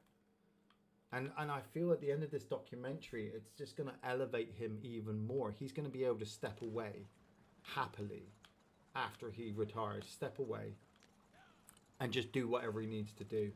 You know, raise his kids, teach the next bunch of WWE superstars. You know, give them. It's not the same as what it was for him, and maybe the people working there won't work as hard as him and may not garner as much respect as him. But he can explain to them like, hey, I remember what it was like for me, and it's not such the same for you, but this is what I would do. Taking grandma, yeah. But it's just been brilliant. But like I said, watching that Australian match, watching him and Kane try to pull off this match, they walked out. They walked up to the back, and his wife, Michelle McCool, she even said she knew as soon as she saw the match was bad, she knew he would want to come back for one more match. And so after this, we've got Goldberg coming up. In the next chapter of the documentary, it's him and Goldberg at Saudi Arabia. And Jesus Christ, that was bad before. Yeah, it was difficult to watch. A lot of the Undertaker matches recently have been difficult to watch.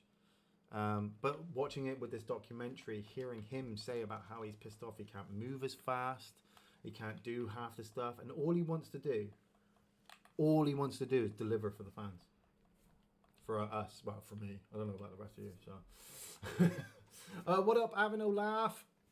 I thought Invisible Man was much more praised than Hollow Man. I like Hollow Man. I really did like that. It was a new style of the Invisible Man story. I do not see the new Invisible Man as, like, I know why they called it the Invisible Man, but it's I don't put it on par with Hollow Man. Like Hollow Man is a story about a scientist who creates an invention that turns him invisible, and then he takes it and he uses it and he goes mad from it, just like the original story. Was it? No, it's not Orson Welles. It's H.G. Wells, isn't it? The Invisible Man. Where this new Invisible Man is a guy in a suit. He's a guy in a suit. He's a guy in a suit, right? I'm pretty sure he's a guy in a suit. It's not like he's actually invisible. Yeah. He's wearing a suit. Who is? There's a new film out called The Invisible Man about a man whose girlfriend leaves him because he's controllable and he's completely psychotic and won't let her go. So he puts on a suit that basically turns him invisible. I'm pretty sure it turns him invisible, and then he stalks her, and he keeps making people think that she's crazy, but she's not, because she knows that he's actually still alive because he fakes his own death and everything. Spoilers, yeah, sorry, Jay, I completely just massively spoiled it. Yeah, sorry, I just massively spoiled it for everybody. You should totally watch it, though. Everybody should watch it. Instead of watching Uncut Gems, go watch The Invisible Man. Everybody go watch that. Don't you think Undertaker had his ending with Triple H, Hell in a Cell, when HBK was ref, but he missed the boat? Now, it was, but like he said in the documentary, they've been building up for this big, massive storyline. And I, honestly, when I saw it live, when I didn't obviously go there and watch it live, but when I was staying up and watching it live, that final sequence where the three of them were on top of the stage, I paused the network there and I took a picture because I'm like, this is the greatest moment ever. This is the greatest moment. You'll never see that moment really ever again. We're talking three of the biggest stars who have had some of the biggest storyline turning points of wrestling history. You know, and the three of them are chilling at the top of this ramp like three war buddies who've just come back from a drinking fight. But then Taker says himself, you know, he stepped away then, and then he's getting ready for WrestleMania again, and he doesn't feel right if his name's not on the card. He feels like he's not delivering. On top of that, Vince calls and says, we need you. Taker goes on there because him and Vince are like this, you know? Like he knows if Vince is in trouble. And as a wrestling fan myself, if I saw a wrestling card, if I had tickets to go see a wrestling card, I'd be excited. If I saw The Undertaker was going to make an appearance, I'd be there, no fucking shadow of a doubt. And I think that's the way a lot of fans are, you know, especially if you're of a certain age. Younger audiences, maybe not, but still to them, the mystique of the lights all going out, the bong hitting, them, you know, seeing the Undertaker, they're like, oh my god, this is great. My dad's all excited. My mum's all excited. Yeah, it's one of those things, isn't it? Oh, is Dave got to go, is he? All right, gotta go and focus on work. Have a good stream later, Buckinghams. Catch you later, Dave. Have a good work thing. Boom, boom. So, I meant to say to him, I did plan to stay up on Sunday and watch Dave stream. Guess what? I fell asleep. I was sitting downstairs. Linda said, "What are you doing tonight?" I said, "I'm going to stay up. I'm going to go and be in the chat with Dave, and I'm going to chat to the chauffeurs because I haven't chatted to him in ages, and make fun of Dave's game playing because he's terrible." I can say it now because he's at work. But I didn't. I fell asleep. So I felt really bad that I totally missed Dave's stream, and I really wish I'd been there. I'll try to aim to be on this Sunday. And I think, because Dylan's not got any schoolwork, Gary's going to be streaming, I believe, Friday, hopefully, if everything goes right. And if he is, I'm going to be in there mocking the shit out of him and Nella. So watch out, Nella. I'm going to be mocking you all the way through. As soon as you die, I'm all over it. Oof, I need to get back into this game again. Robert Allen, maybe. I'll openly admit I think this game's run its course now. Not for me, I still enjoy it, but I think it's run its course now in the gaming community. Like, everybody on Game Pass has got it now, so you've got a massive influx of new young ranked players running around doing the same shit we were doing a year ago. Like, I've shot so many young ranked people over this last week just because they go, oh, I've got Red Dead Redemption, I'm going to go shoot somebody. And they come across this motherfucker. I had a guy, right? It was me, Campbell, and Ronan. And we were just past Armadillo. And there were some low-level people there. They were underneath level 50. And they started shooting at us. So we tried to fight back, and we were getting one-shotted. Like, we didn't stand a chance. And I pulled us out of there. Like, I said to him, well, I'm pulling us out of here because you know when there are people who cheat. And you know there's people who cheat. People own PCs, they get their Xboxes, they get aimbot, they get mods, they get, God, no, I don't know what the fuck they get. Whatever they get makes them feel good that they can kill people quickly and win games. Whatever jerks you about. Anyway, I got disconnected when I tried to pull the guys out into a mission. I got disconnected, and this guy sent me a party invite, and I'm like, the fuck's this? So I joined the party. So I go into this party, and there's 3 of them in there, and this main guy who's been killing us, he's like, oh, TJ240, you're shit, TJ240. And I've learned a lot from my wife recently about not rising to assholes. Like I really want to, don't get me wrong, you just want to wrap your arms around their neck and squeeze till their fucking eyes pop out of their head. But it's aggression, it's violent, you can't do that. So I sat here calmly. It was like 7:45 in the morning, you know, so I know I can't kick off because the wife's upstairs, boys in bed, you know, neighbors next door. So I'm sat here with my cup of tea, and I'm listening to this guy. Well, you're fucking shit, TJ240, you're fucking shit. And he stopped talking for like 2 seconds, and I went, oh, I'm sorry. You were telling me how awesome you are. I'm really listening. Please carry on. Tell me how amazing you are. Maybe I'm missing out on how just. And before I could finish off, like telling him about how brilliant he was, he kicked me out of the party. I was like, oh, that's a shame. I really, really felt like that guy, like I could learn something from this guy who's obviously cheating in this game to make himself feel better. So he'd sent me a second invite. I couldn't find him on the players list because the game wouldn't allow me to find him. But he'd sent me a second invite, which I don't think he meant to do. So I used it to go back into his party. And so I joined back into his party, and they were all talking about something. But as soon as I jumped in, it all went quiet. And I was like, oh, I'm sorry, you accidentally booted me out of the party before you could tell me about how amazing you were and how great you are and how you're trying to obviously compensate for something that you don't get in real life. And before I could finish, he booted me out of the party again. And I was like, oh, you know, you get these cheaters, you get these trolls, you get these assholes come along. And then when you honestly mock them, they get so upset. They just kick you out of the party. Haven't seen him again recently, actually. I think he's probably buggered off to play Call of Duty Warzone or something so he can cheat in that and make himself feel better. So, alright, what were we talking? I love Page Master. I love Page Masters, though. I think Page Master's a great one. See who he faces, Seagull, age, talent-wise. Oh, are we talking about Seagal?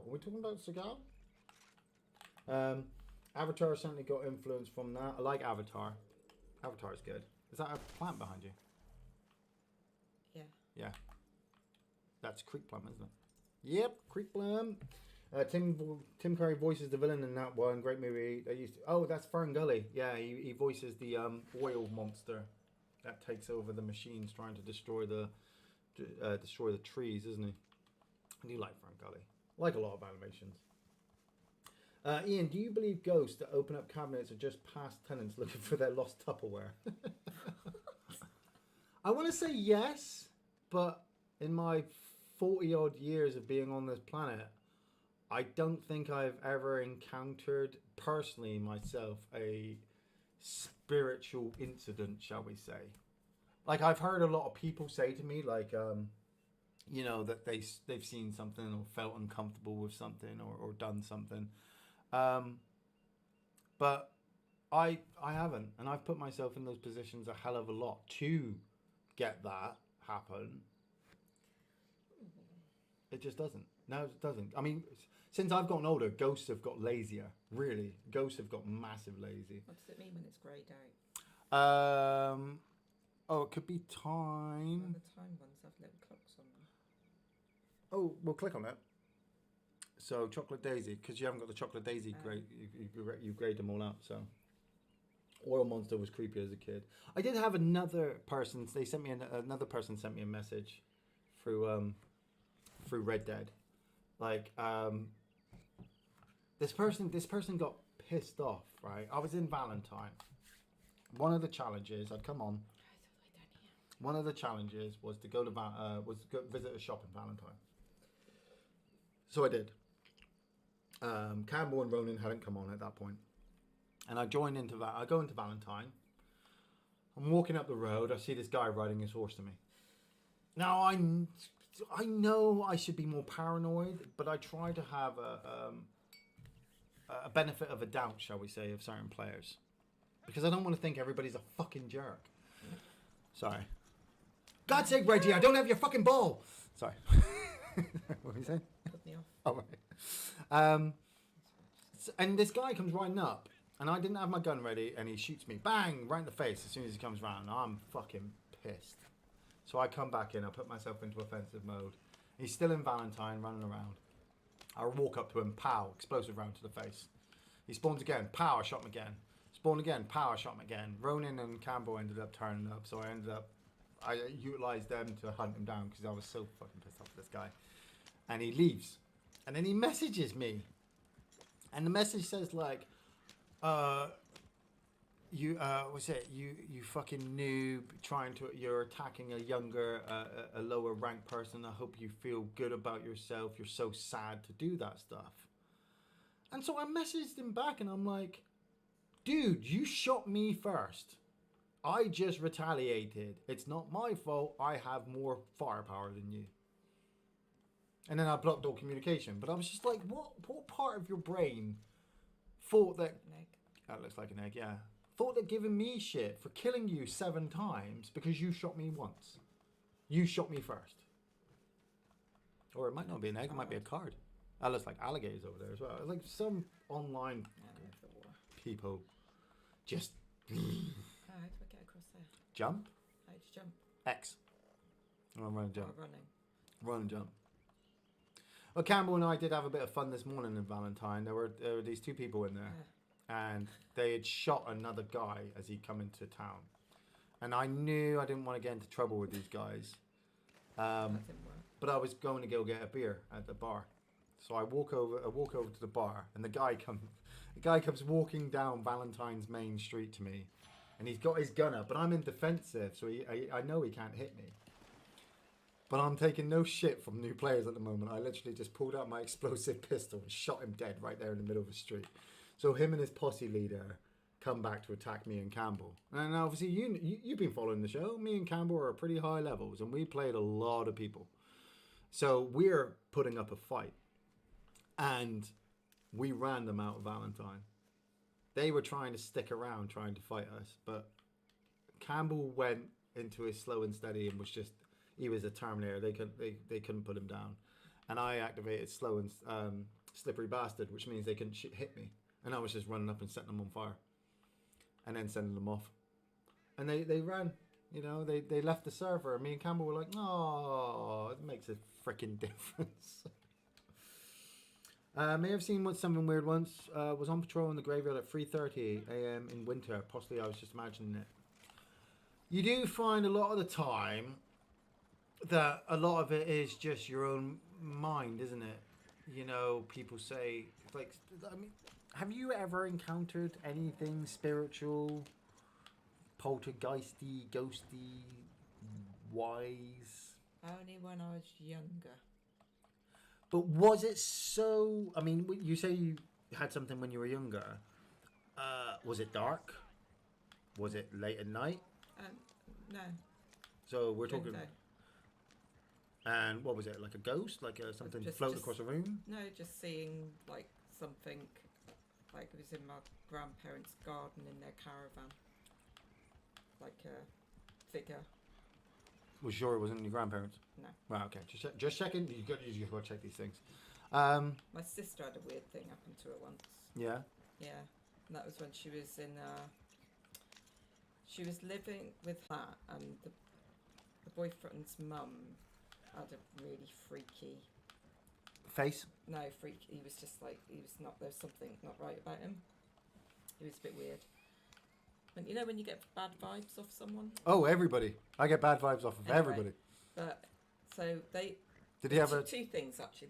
They lived in this really old, this house in Exeter. Yeah, yeah. Which is demolished now, I believe. Consecrated and burned. And I stayed there once. And there was something about the middle floor of this property, the bath, where the bathroom and the bedroom on, that were just it was just really uncomfortable feeling. Yeah, that I just really didn't want to be there. Yeah, see, I've had uncomfortable feelings a lot. But she in a different place when they moved out of that and they moved into a flat. She was having a bath, running a bath. Or she just had the bath. No, she was running a bath. Well, anyway, she either running a bath or just had the bath, whatever. Yeah. And she swears the plug unplugged itself. Lifted itself out of the water. That could have just been water pressure coming back on itself. No, as in it lifted itself out of the bath. What, bloop? And then went onto the side. Something like that. See, that's the thing. I would love... I would 110% give myself all to the supernatural if I just saw something float across a room. Like that. Like a ghost just goes, hey, look, I can make this thing fly. And I'm like, oh, yeah, I totally believe that. Oh, hello, son. Are you going to come in and say hello to everybody? Or are you going to hide on the side like it? World. Dylan. World. Everyone knows. Everybody knows Dylan, so... I just wanted to say hello there. Yeah, no, that's fine. It's 7:45. You need to go have yourself a shower. It's shower time. Or bath, one of the two. Okay, but if you're going to have a bath, you'll have to get your brother to help you run it. Okay. I was just going to say, yeah. I wonder what I've been doing this entire time and not come in. Yeah. You've been Jedi practicing in the front room. Yeah, I went into the front room and started practicing. I could hear him.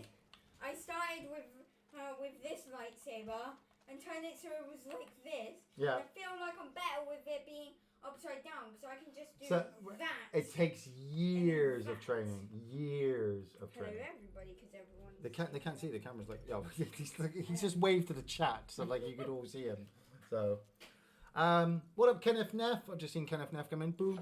I've had uncomfortable feelings a lot. Like you get that gut feeling, like. And I remember when I was younger, I don't really suffer from it as much anymore, but I always got an uncomfortable feeling walking upstairs at night. Like maybe it's just the fact I was watching too many horror movies at the time or whatnot, but I always got like this uncomfortable feeling like something was stood at the bottom of the stairs watching me. So then I just had to, like, if I was coming from the kitchen back up to my bedroom, I would have to rush back upstairs to I'll just move the camera a bit so I'll make it look a bit more artistic. It's in the desert. It's in New Austin. Yeah, you'll have to go all the way down there. Yeah, it's just like that was probably the only uncomfortable time. You mainly always get that feeling of I really should not go down there, you know. And there's nothing down there. It's really just your mind. I feel you too, man. It's like something follows you up. Yeah, exactly. See, Kenneth Neff totally gets it. It totally, like I like I said, I didn't know if it was the fact that it was like too many horror movies or stuff. But just at night time, at the dark, like I would turn lights on. I would light the whole pathway to my bedroom, and I would still technically feel uncomfortable knowing that the lights were all on. Right, if I dismiss this and get my horsey. Everything should stay on there. Everything should stay on there now. Yeah. Since I've seen Ghostwatch, I can't be alone at night again. Ghostwatch. You remember seeing Ghostwatch in the 80s? On BBC One, where that family supposedly had ghosts in their house and it was the daughter messing with the pipes? It was a BBC One. No, I don't think I watched that. It was a BBC One special which was supposed to be true. It was supposed to be real and true. And it affected the audience so much that they had to come out and say, no, it was all fake. I don't think I watched it, but I remember vaguely. I remember staying up and watching it and wanting to watch it, and then my mum telling me that I had to go to bed because it was getting late, and I think she was getting like weird feelings from it, like, is this real or not?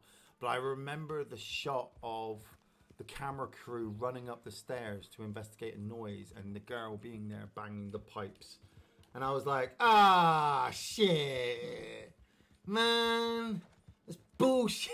Like, it's fake. Ah, fuck, you know. Like, I want Ghostbusters, proper ghosts. That's what I want. I want to walk around a library and see like an old lady there and be like, hello, and she goes, wah, and fucking flies. That's what I want to fucking see. Then I'll be all like, hell yeah, ghosts are real, man. Ghosts are fucking real. You know?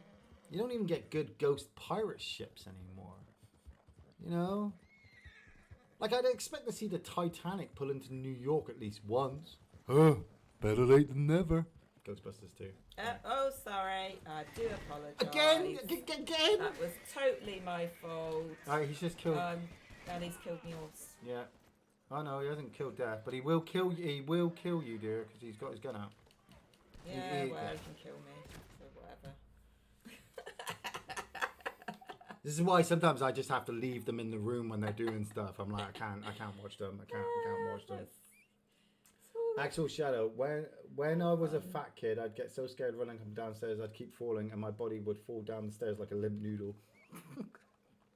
I used to slide down the stairs on my butt because I couldn't be bothered to walk up it. Come on, Dad. Or walk down it. Sorry. That was because Doctor Who, which is why she couldn't go upstairs. Yeah. I have to see Ghostwatch. It is good. I mean, it was better at the time. Like, it was live, you know, and it falls in the same realm as Orson Welles' War of the Worlds. You know, the radio report thing that he did. Was there post office here? Yeah, there's post office here. It's roads. Have you got stuff to collect? Yep, got loads of stuff to collect. You know, and it's that... You know, it's that whole kind of mass hysteria that you can force onto people. Like, we haven't had one of them for a long time. I think the post office is right there by the fast roll. But I think it's because we've got so much crap going on in the world that people wouldn't know if it was real or not. You know, there's so much fake news. Right into that. I thought you were going to ride right into that toilet then. So much fake news out there at the moment. It's really hard to tell what is new or what's not. I mean, screw it. I'm going to bring it up. I'm going to talk about it. What about that guy in America who got kneed on by those police officers, eh? I wonder what's going to come out about that, other than riots and people wanting the police to be held accountable for their actions against, you know, innocent people. Like, I watched the video. You want to talk horror movies? Watch a video of a guy being kneed down on his neck by a police officer for 3 minutes, telling the officer that he can't breathe, and the officer not doing a fucking thing. No offense to obviously any law enforcement people that we have in the chat at the moment.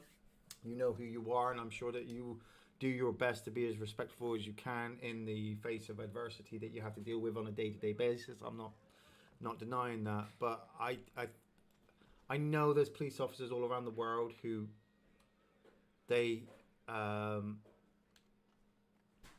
cause more trouble than good half the time, don't they?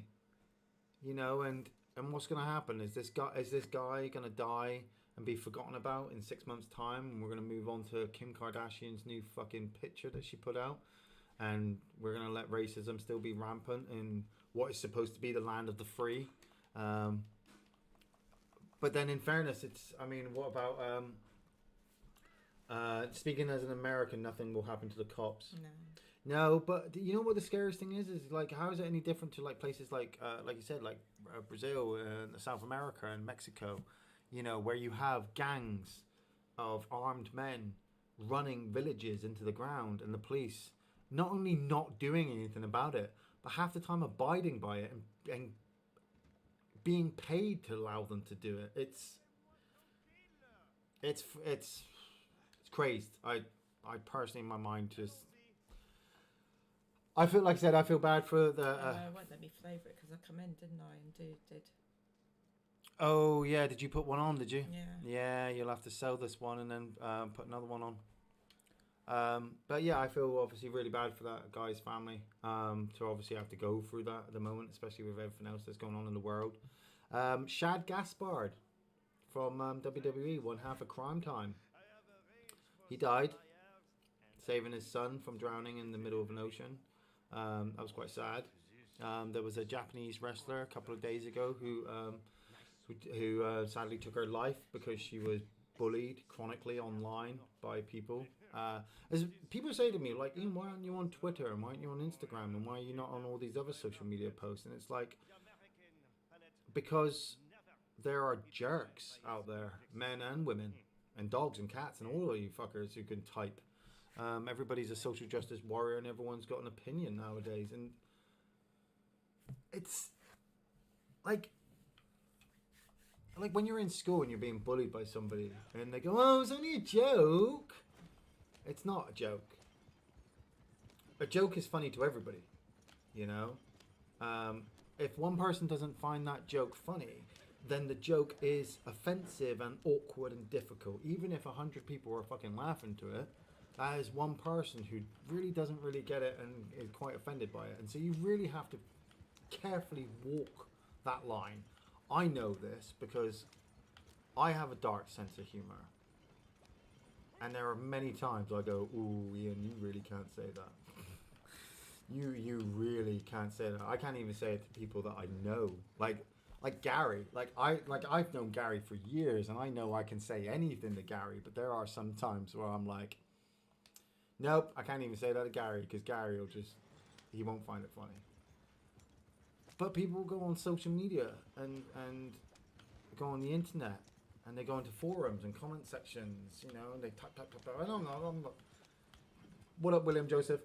I kind of like something like this with the chat, but I mean, you guys are so sweet and cool, you know. I get along with you, and yeah, I know sometimes I might say the wrong thing to you guys, but half the time, I've had it before. If you look in older episodes of Red Dead Adventures, you know, we had people come in and start giving us shit about religion, or you know, the color of my hair, or like how I'm crap at playing and stuff like that, and they think, oh, yeah, that's it. I made my joke and I can fuck off now. And it's like, what part of your brain doesn't function, that you don't have any courtesy or any emotion to actually go, yeah, I'm not going to say that because it might actually really hurt them. They get off on it, don't they? You know, just, I'd go. They're going to look at your wagon. I'd go. Just ride. Just go. It's like I said about that guy who was cheating earlier. Stop a minute. No. Go. I don't know Go. which way. Left. It's like the guy who was cheating on Red Dead. You know, they feel good. It makes them feel good to fuck with other people. But then somebody does it to them. Oh my god, it's the worst thing ever. Oh my god, sympathy has to come to them in a fold. Like, oh, my life's so shit. Well, don't be a jerk. You know. Sorry, hate jerks. People are way too comfortable taking shit without getting punched in the face. Mike Tyson. I like it. What were we gonna say? That is one of the challenges, distance on moonshine. Yeah, is it not going up? I don't know. We check it. See if it was. It was going up when you were doing the first one. Yeah. But I don't know if it's going up. I don't see it go up on this one, so check it. Next one. Yeah. It is going Okay. up. So as you get to... Oh, go. There's people there. Because you're being chased. As you get towards the marker, just ride... Don't go into the marker. Just ride around for a bit until you get the challenge and then ride back in. Then ride in. But you are being chased, so you're going to... She's going to shoot and crash at the same time. It's going to be great. I love assholes being called out by offensive jokes. Ricky Gervais at the Golden Globe. Oh, Ricky Gervais. Ricky Gervais destroyed at the Golden Globe. See, I didn't crash. You didn't. That was good. Didn't crash. Yeah, you stopped though. I stopped. You stopped. Yeah. Ricky Gervais just... I used to really hate Ricky Gervais's comedy. I didn't think he was funny. I couldn't get into The Office. Didn't like The Office. Oh, I've smashed a glass. I think it's because I was kind of working in an office at the time, and I was just like, this is not what an office is like. It's not nowhere near as fun as this. And this guy would have been fired ages ago, and half these people are unlikable. And I really didn't like his Carl Pilkington stuff. Like, I really thought for a long time him and Stephen Merchant were bullying Carl Pilkington because they'd ask him questions, Carl would give his honest answers, and then they would rip him for it. And I had friends who were fans of Ricky Gervais. I'm not going to go down there because it's... No, but just make sure to stay on the road. Don't go offline though, because you'll crash and stuff. You know, I had friends who just thought that they were as funny as Ricky Gervais, and I'm like, no, you're not. You're basically belittling me and telling me that my ideas are shit, and you know, it's not nice. But then Ricky Gervais started doing films, like The Invention of Lying, which is terrible, but at the same time, all right to watch.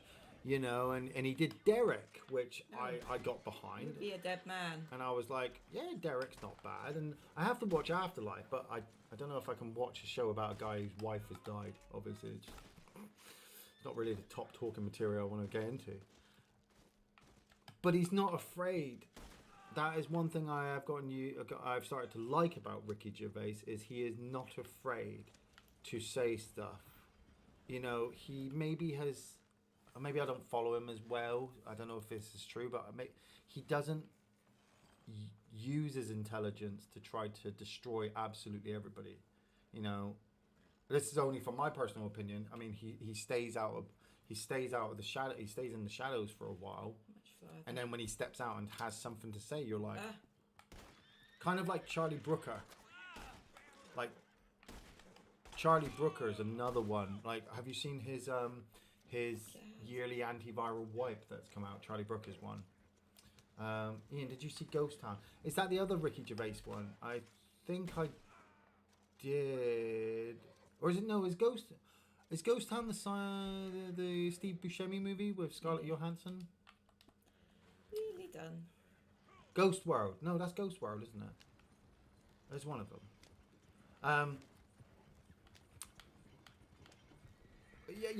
Sorry, Charlie Brooker. Charlie Brooker's antiviral wipe. His yearly wipes are astounding, and he's just recently done one for the coronavirus.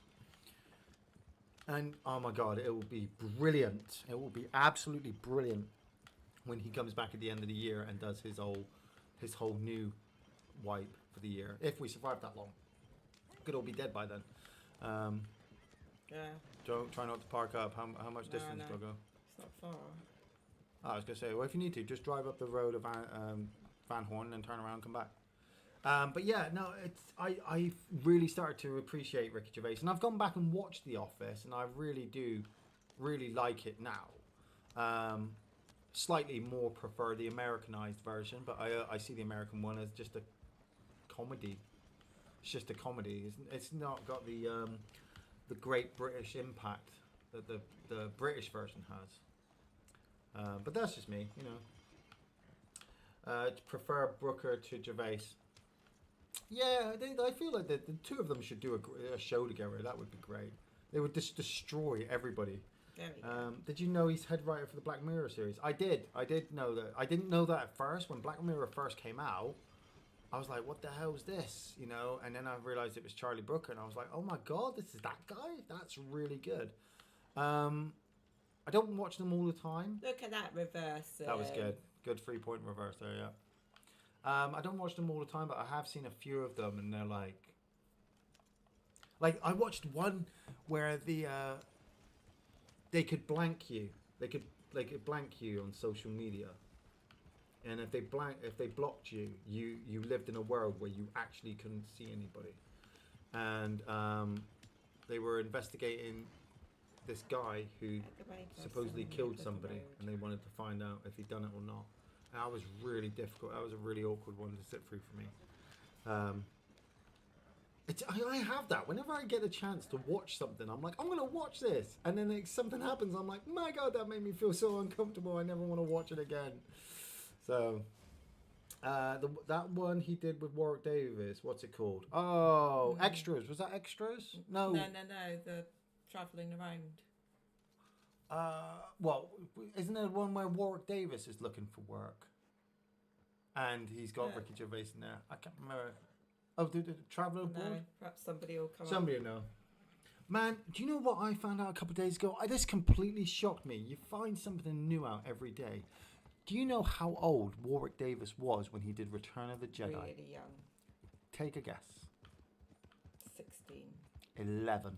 11 years old. Warwick Davis was 11 years old for Return of the Jedi. Oh, I didn't know that. I knew he was in it. I didn't know he was fucking 11. William Joseph, you watched The Greasy Strangler. Oh yes, everybody should watch The Greasy Strangler. You want to talk films? Watch The Greasy fucking Strangler. William Joseph, I don't even know how to word it to people to watch it. It was on Channel 4 one night, and I just... okay, how to break it down easier.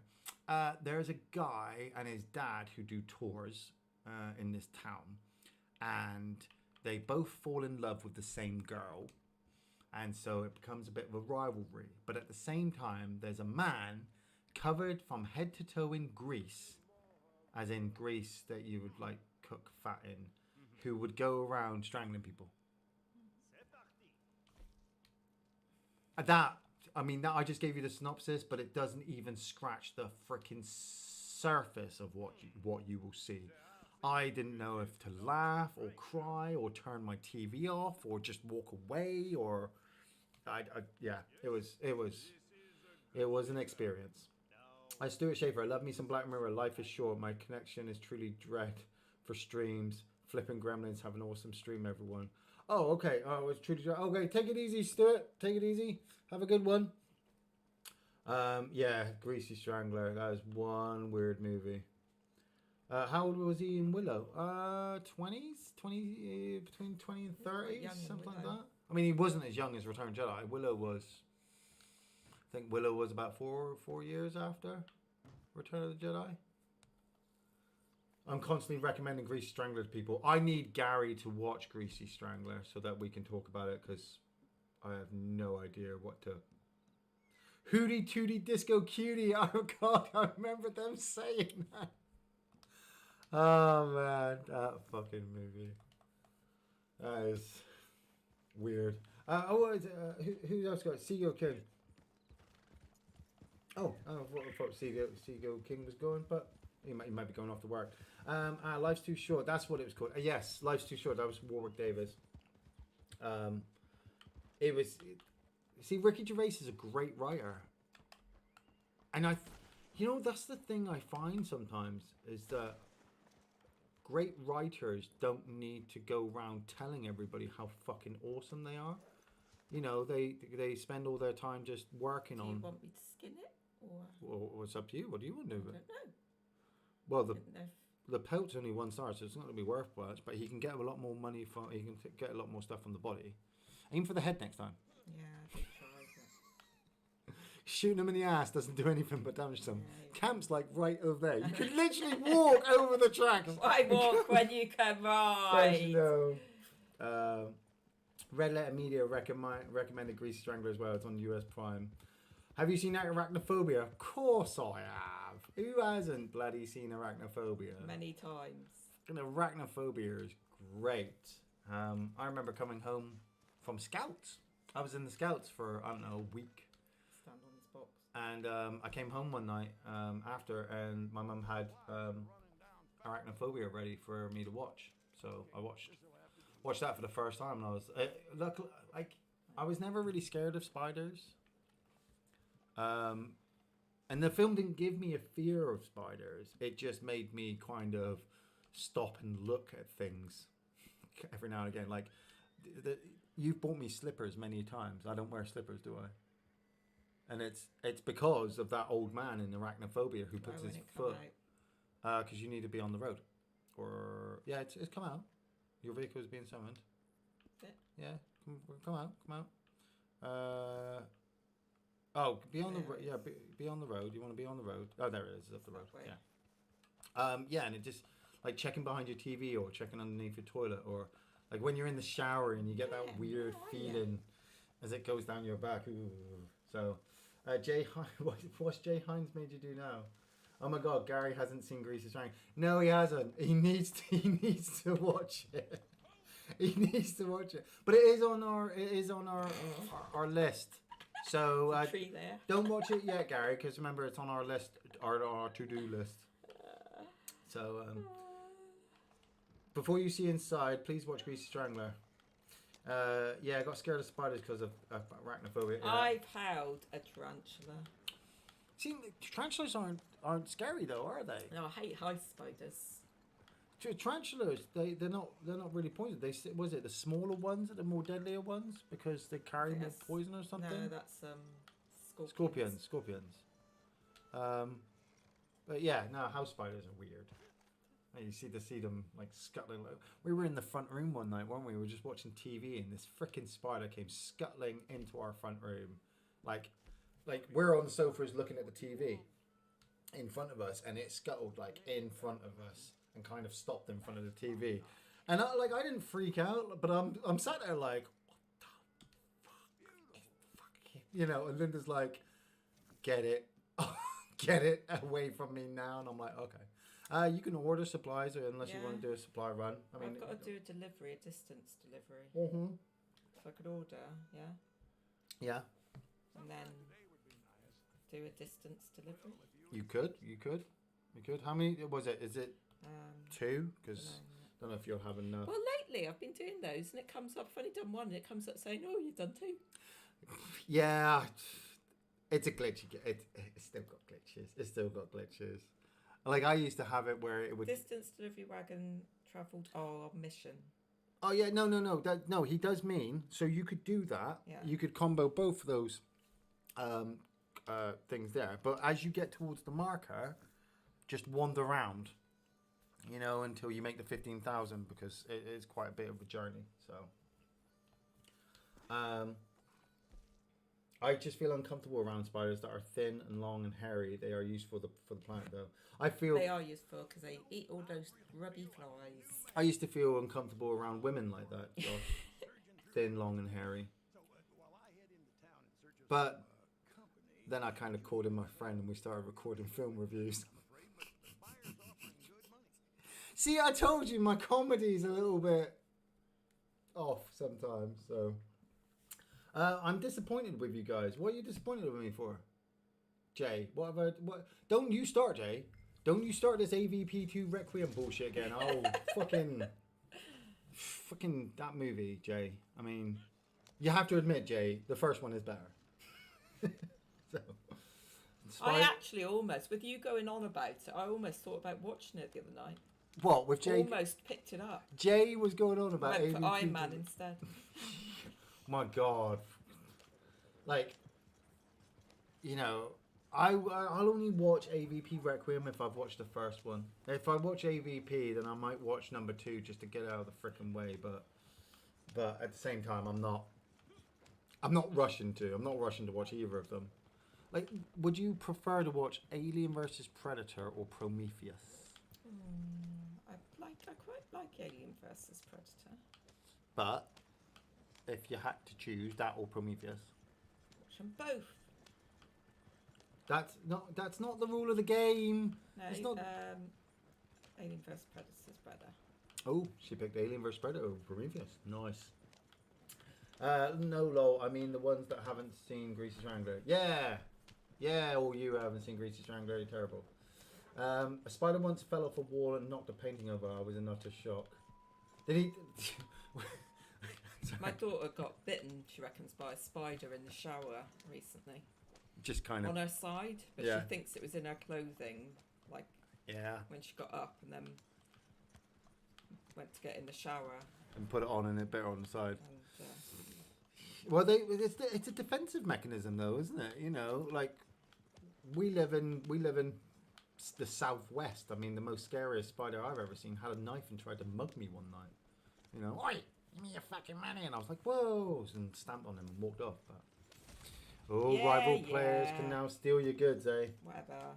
AVP 2 is so dark. Yep, it is. It's dark. I mean, Prometheus is a lot brighter, but you don't really want to see what's going on there. They just made it dark. They made the second one dark because everyone complained of the first one, of the special effects of the suits. And the guys that made AVP 2 didn't have the budget or the backing or the money or the financial whatever you need to make the suits look, or the lighting look. There's a Predator movie which I have watched it all before. Yeah. And stuff, but Which one? but a few times, the last few times that I've attempted to watch it, I always kind of fall asleep. Can you guess which one? I'm thinking The Predator. No, I'm thinking Predators. Which is the Adrian Brody on the that Alien Planet one. You keep falling asleep during that one? yeah. I wouldn't say it's a snooze fest. No, I don't know why. Just Like, it's definitely not as good as 1 and 2. It's definitely better than The Predator. I mean, Jesus. Funny Rabbit, you're gonna get Hey, rolled on. Game Center X. I saw Freddy vs. Jason in the cinema as well when it came out. I had to. I mean, I was amazed that Freddy vs. Jason was in the cinema, and I'm still kind of bummed out they haven't made Robocop versus Terminator, because that's pretty easy to do.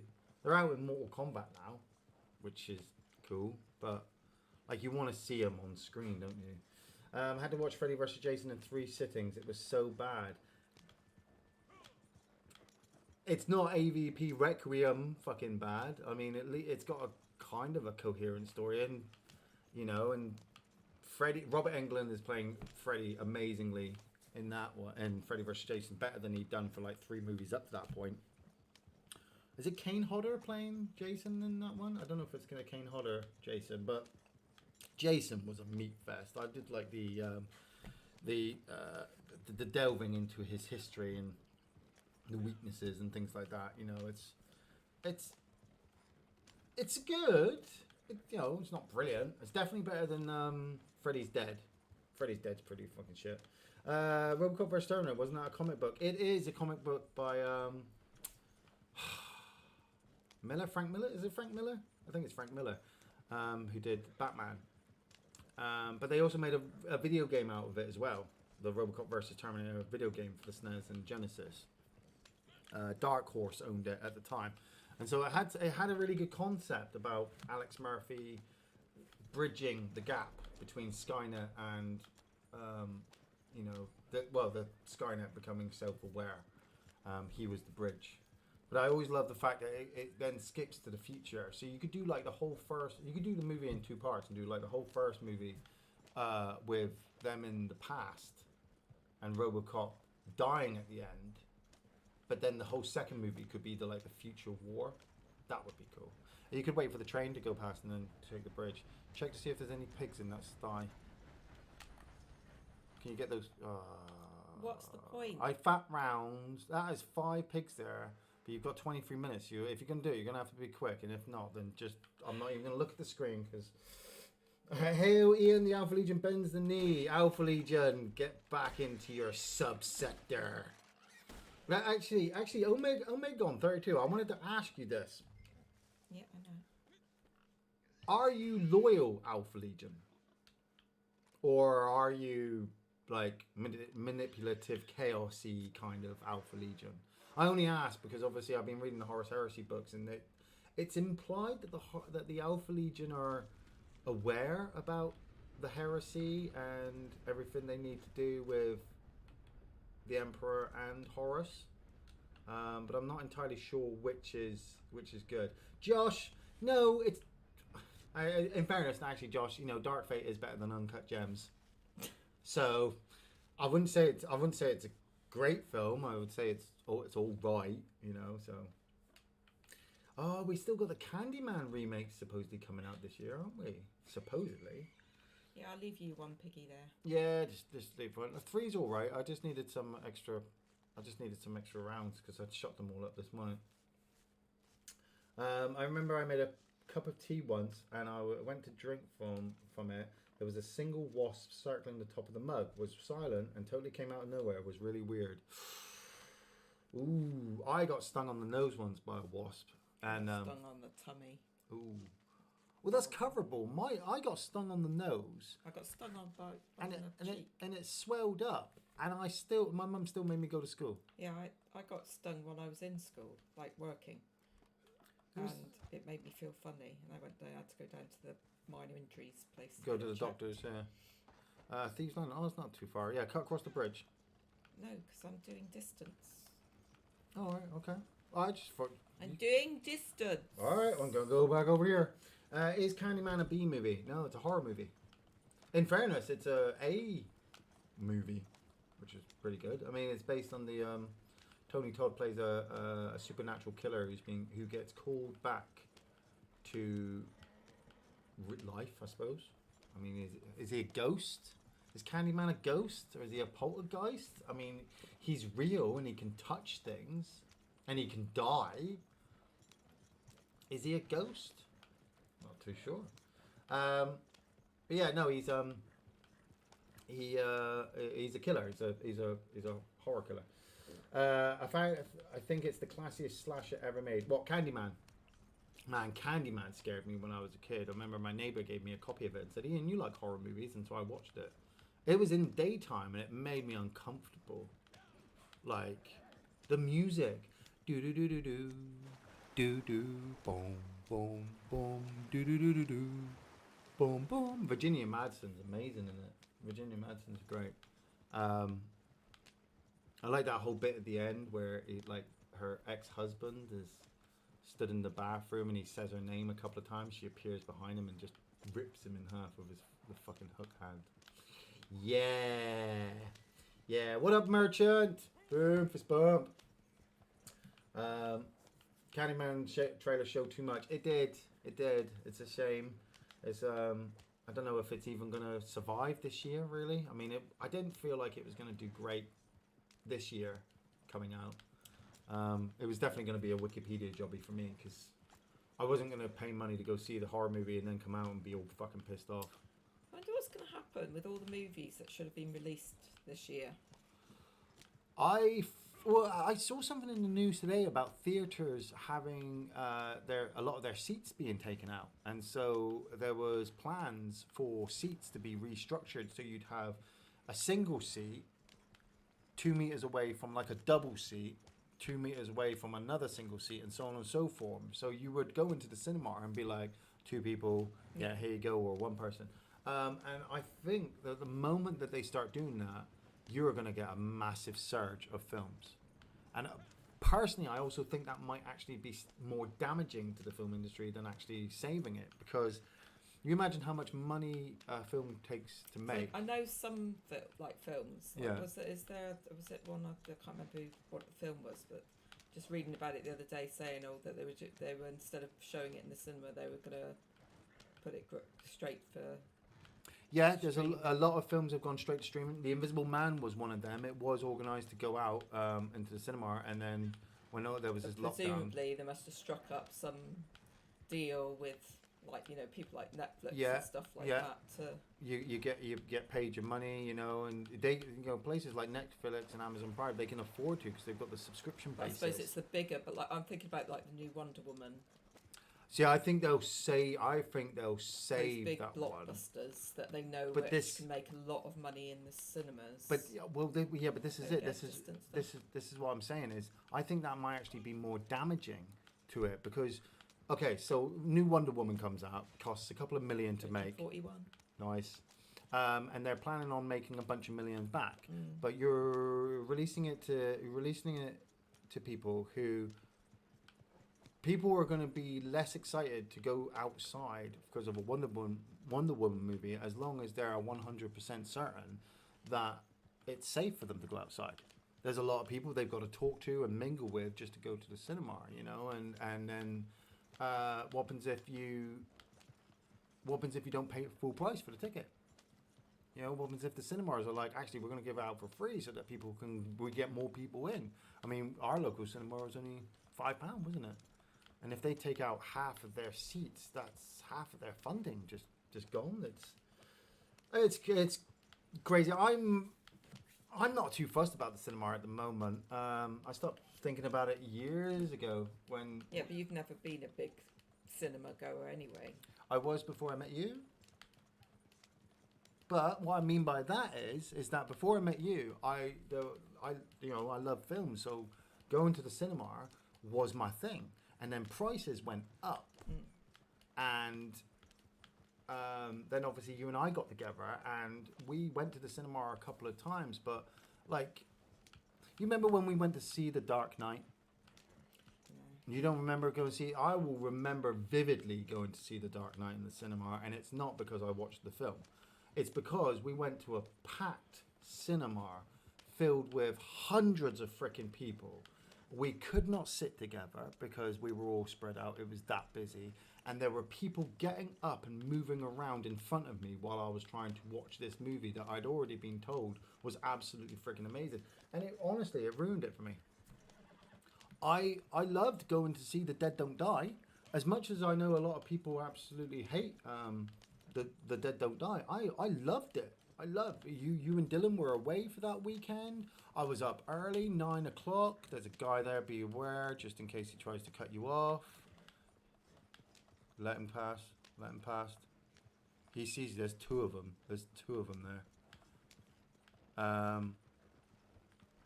And there was nobody in the cinema. It was literally just me. It was just me in the cinema, and I loved it. I sat back 9 o'clock in the morning. There's 3 of them. There's 4 of them. Move. Go. Because if they've spotted you now, they're gonna want to take that wagon. So go. And I went and saw Dead Don't Die. Had a Subway for breakfast. Sat there in the cinema. It was great. I like films. I like watching films that I'm comfortable, where I'm comfortable. That's why I wait for it to come out on DVD. Uncut Gems is terrible, Dave. Sorry. I'd rather wait for the DVD to come to watch it at home. You're gonna crash the wagon? Oh, that was close. I'd rather watch it at home so I can drink my own beer, eat my own food. It doesn't cost me a bomb. I don't have to mingle with other people. And I know if I have the film at home, if I'm going to enjoy it or not, because I've already made that plan. You don't know that when you're going to the cinema nowadays. The cinema, you walk in there and you go, oh, I wonder what this film's going to be like. And if you don't know, it could be absolutely freaking terrible. I think I've done all the challenges now, apart from the bounty one. I think there's bounty ones left, actually. You can do those. Well, we've still got 26 minutes. We're only on for 3 hours. We're aiming for about 9 o'clock because I'll put the boy to bed and settle down and stuff like that. Yeah, you could do all those. Those are easy ones. No, I hate bounties. Why? No, I hate bounties. You need the practice. Perseverance is the key. Is the word of the day. You can deal with the chat if you want. You can do them, and I'll deal with the chat. Okay, well, I might need to go to the toilet first and then take over. West Elizabeth, so that would be what in... Hey, what's up, Die Hard 666? Blackwater? Yeah, Blackwater, Strawberry, any area around there. I mean, you got the 3 stations. You got the 3 stations. Blackwater's There. closest. Hello, Blackwater. All of them are. You could just do easy ones. Though I think there's one. There was a multiple. Yeah, so you have to. That could be 2 or 3, really. Too many assholes in theaters nowadays. Yeah. Who's my favorite Batman? You know, in fairness, I watched Batman 1989 a couple of days ago. So Michael Keaton at the moment until I watch The Dark Knight, because I didn't watch The Dark Knight when I planned to. Because what was it we watched that day? We watched Batman 1989, and then you wanted to watch Justice League. So we ended up watching Justice League in the afternoon. And I thought, I can't watch The Dark Knight because I've just waited too much Batman. Check in. What you look now for? we're in this area. Is there any of that, whatever it's called? Oh, Agarito. No, you have to go properly to New Austin. It properly? Tenet looks interesting. Tenet does look very interesting. Christopher Nolan, I think. Christopher Nolan is an amazing director. There are not many films of his where they're just like way. They're not You're worried they're not bad. They're not bad. You know, like there's a lot of bad movies out there, and Christopher Nolan movies are just like, I know I hate Dark Knight Rises, but it's not because of him. I know the reasons. He didn't want to do any more movies. He was done with The Dark Knight, but they pulled him back. They made him come back in to make more, and so he just kind of rushed it and chucked it out. God bless you and your family. You ready for The Last of Us 2? I didn't even do The Last of Us 1. I need to borrow my friend's PlayStation so I can do that. Yeah. Game Center X. I'm excited for Snyder Cut. It's supposed to be 80% different. I fucking hope so. I watched Justice League again the other night, didn't I? We watched Justice League together, and say what you want about that film, it works. I mean, you know, yes, the special effects in some places are terrible. Steppenwolf looks horrible to look at. You know, there are some awkwardly placed jokes, but why is everybody jumping on the back of Zack Snyder at the moment? What's wrong with that horse? What? That horse back there that you just passed, what's wrong with it? Oh, it's dead on top of another horse. Right, okay. Wonder why there. Like, Zack Snyder did Sucker Punch. And I like Sucker Punch. And I have had to take the hit from everybody about why Sucker Punch is a terrible movie. Mainly Gary, but, you know. And then everyone's like, I can't wait for the new Zack Snyder movie to come out. And I'm like, why? You hated the last 4 movies he did. What was the point? But, you know, it's one of those things, isn't it? It's that, like I said, I said this before at the start of the stream, is that people jump from one thing to another, to another, to another. That it's like, this week I like Zack Snyder. Next week I hate Zack Snyder. The week after that I don't mind Zack Snyder because I think he's better than this director. But then this week I absolutely hate him again, and then I go back and watch it. I watched Justice League again, and I was like, yeah, it was all right. And I'll watch Justice League, the remake, come out, and I'll probably go, yeah, that's all right. I mean, they're no Marvel movies, my personal feelings. But I still like them as superhero movies because I grew up with DC movies. I grew up with Batman. I grew up with Superman. So you tell me, like, I like Superman Returns. It's got fucking Kevin Spacey in it, and the guy, was it Brandon Roth? I think Brandon Roth doing Superman. A lot of people say he doesn't do a lot. But I still like Superman Returns. It doesn't fit very well into the story of the other Superman movies, but neither does Superman 4 Quest for Peace. But I like Superman 4 Quest for Peace. You know, I watched Batman... what was it? I watched Man of Steel. Man of Steel was good. Then it flowed into Batman versus Superman, which I did actually like, just because I'd never seen Batman versus Superman on screen. Wow, did you like... You scared me then because I was talking and you just right into a post. I don't know how. And then Sorry, I had to listen to everybody go on about how great Wonder Woman was gonna be and how great Aquaman is worse than Justice Don't you League. diss I will Momoa. I will bury Momoa underneath all the crap he delivered in that goddamn movie. How much destruction can they cause to the surface of the ocean, the ground underneath the sea, and not have any worries about what's going to happen to the rest of the movie, the rest of the world? No, I don't. Aquaman, nope. And in fairness, I don't really like Shazam either. But then again, I'm the type of person who didn't mind Green Lantern when it came out. But then everyone was like, Green Lantern's absolutely terrible. And I'm like, right, I'm not even going to start telling you how bad I think Shazam is then. Because we could be here all freaking day. It takes about 20 minutes to know Deadshot's character when it should just put a couple of minutes. Oh, is that friggin' Suicide Squad?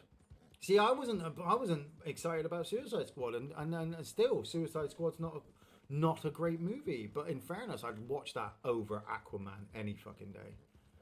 That Aztecian god thing with the witch, the witch sister. That's a horrible enemy to fight.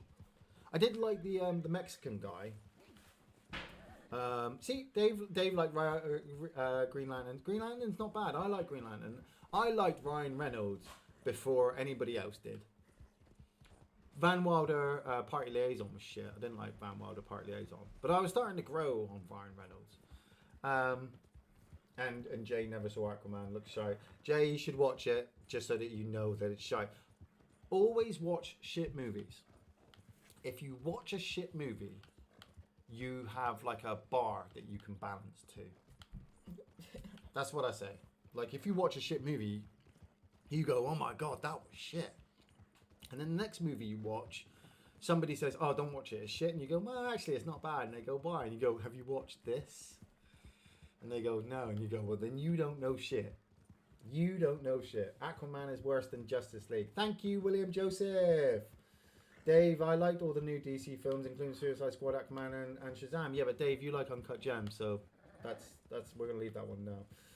Aquaman talks a lot of trash to his brother, but when he gets his ass kicked, he runs away like a little bitch. Not listening. She's but this is the point. I will happily, hand on heart, say right now that Jason Momoa is a bit of a sexy motherfucker. Oh, right. Go to the shack. There's people there. Down there. There's a target. Oh yeah, but this is a dead end. They can't go anywhere. There's only a river down there, so you can go down there, kill them, and get the person. Jason Momoa is a bit of a sexy motherfucker, but I think much like people like Sam Worthington and things like that, they do one thing, and Momoa was Game of Thrones, wasn't he? So it's like, oh my god, he's so great. He's such a great actor, and I'm like, he's barely done anything. He's in this TV series, and it's. I mean, he didn't last, the first season, second season? I didn't watch it. So I was like, oh, okay, great. And then it was just like, oh, we've got to get him for Aquaman because... And it was right up there with Wonder Woman, isn't it? Like, we'll get Gal Gadot in for Wonder Woman because we know that a lot of the men will find her attractive and want to see her. And so it's kind of the same thing with Aquaman. Oh, you killed him, that's right. We'll get this sexy guy in because a lot of the women will love him. We don't care about the story or any of the background for that. Yeah, I don't care if I killed him. No, it's easier to take him that way. But I feel that's why Marvel movies do so well because, they suffered with that whole sexist stuff right at the start, didn't they? With the whole how you deal with Black Widow, so it all had to change.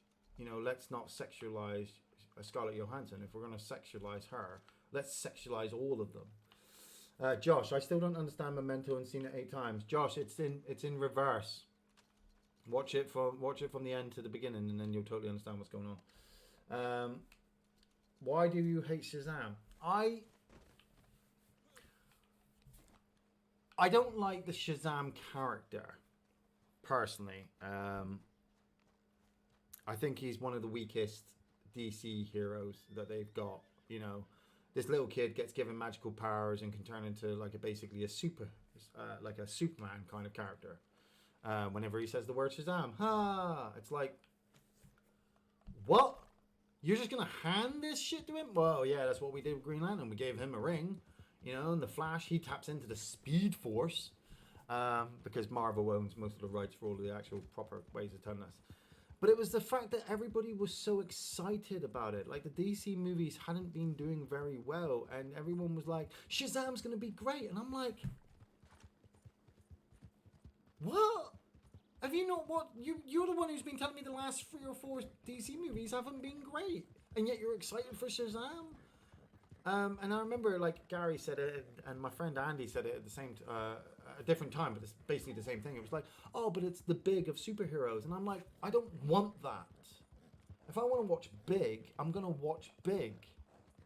I want to watch a superhero movie, you know. And is it Mark Strong who plays the villain? I like Mark Strong as an actor, but his performance as this, like, he was better in Kick-Ass. He was better as the dad in Kick-Ass, I found. Because his villain in Shazam was, I mean, it was nothing extraordinary. He's no Lex Luthor. I mean, he's no, he was no Lex Luthor. He was no, well, how many other super villains are there in fucking DC? You got Lex Luthor and the Joker. That's it. That's it, really. It just, yeah.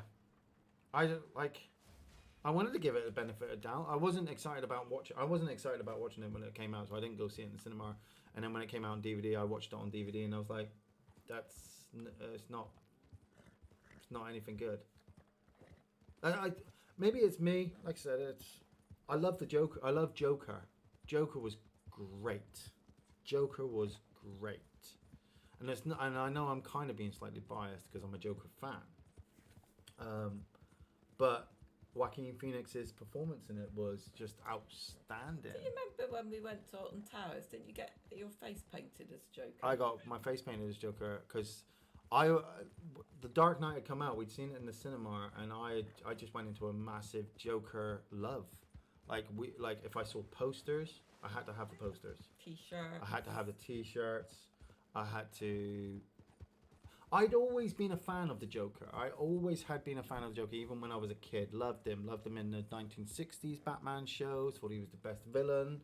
Loved him in the cartoons. Loved him in the film with Jack Nicholson. Watch out for that rider, just in case you ran into him.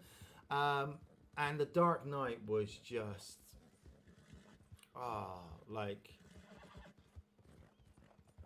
for me personally, The Dark Knight does beat a lot of the Marvel movies. Like, it's really hard to What's that? I don't know. Is it a dog? Oh, it's a dog. Follow the dog. It's really hard to not love what the Joker brings on screen a lot of the time, where it is. You have to get off the horse. Yes, yeah, you do. Where it's just unrivaled fucking, chaos, just absolute chaos. Joker was good, but did you not think it was a little harmful, Iain? It was, but you keep following him. But you had to see it from the film perspective. Like Gary and I, we know somebody who works with a lot of people with mental health. Following you? What? Does he dig? He wants you to dig. Is there a dead body nearby? Yeah. I know he's following. Yeah.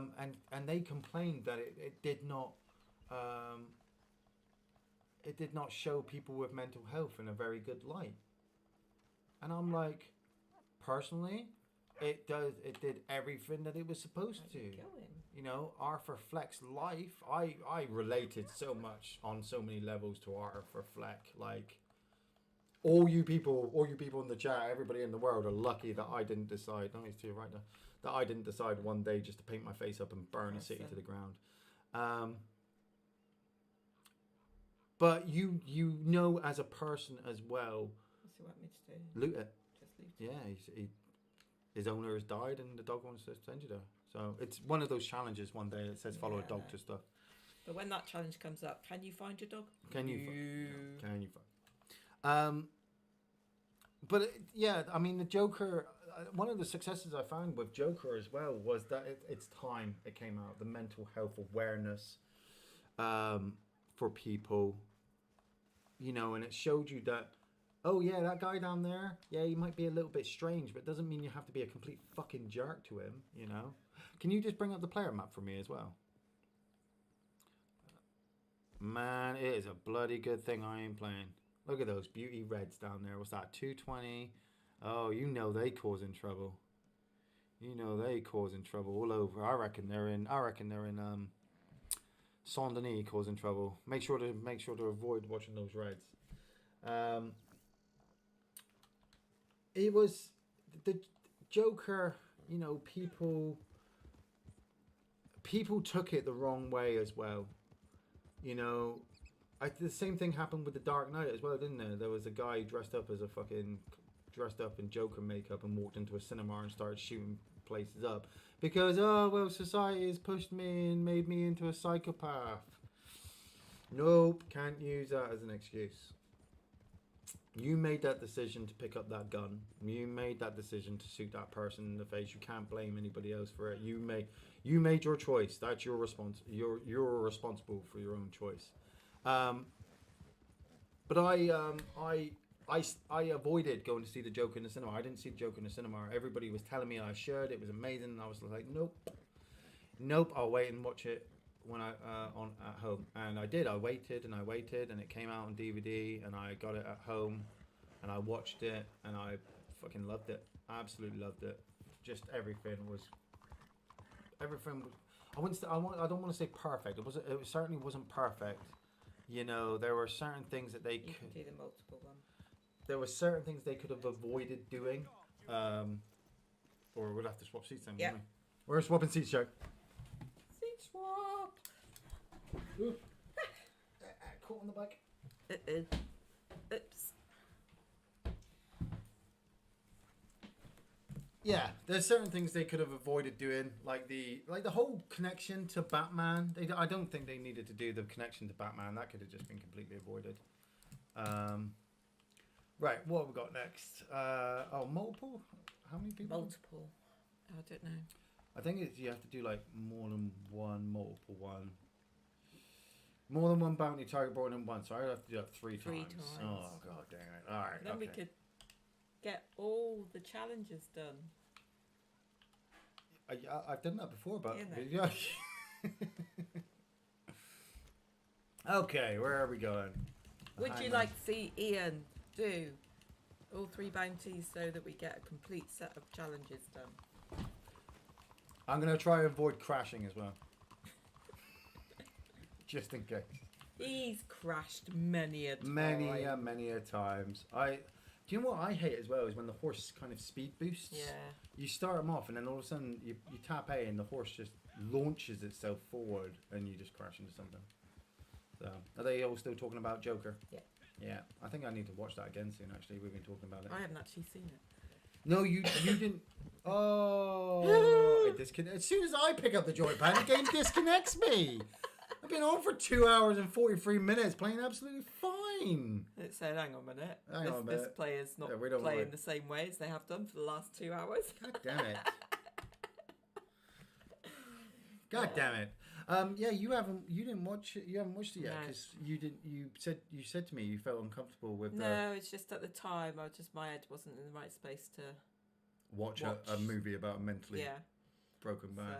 So. It is good. Like, it is really really good. But you have to take it with the right mentality. You have to take into account that you are watching a man get bullied and broken by society, and he just snaps. But it's, you know how Falling Down is okay? Is a good film with Michael Douglas. Yeah, oh God, I haven't seen that for years. Yeah, I know. Falling Down's a great movie. You know, you you got to remember not to feel sympathetic, because society has pushed them, but they've still decided to pick up that gun and that knife and attack people and do bad things. They should have not connected it or had Arthur kill Bruce. You can't. Arthur Fleck, the Joker, couldn't kill Bruce Wayne. I mean, if he'd done that, the whole world would have imploded in on itself. Look how bad Dark Fate was with the Terminator killing John Connor at the beginning. It's like if the shark killed Brody right at the start, you know? Most successful R-rated movie of all time. Yeah. Definitely. You don't not try to make another $1 billion. Yes, is the problem with the film industry. Gotta make that money. Always after that next big blockbuster and potential raking money in. Well, yeah. Right. Oh, God. Okay. I'm going to head back to Blackwater and get that bloody thingy activated again. It's interesting, actually, obviously, with the whole coronavirus thing, though. It's like a lot of TV series and stuff have had to stop filming. Yeah.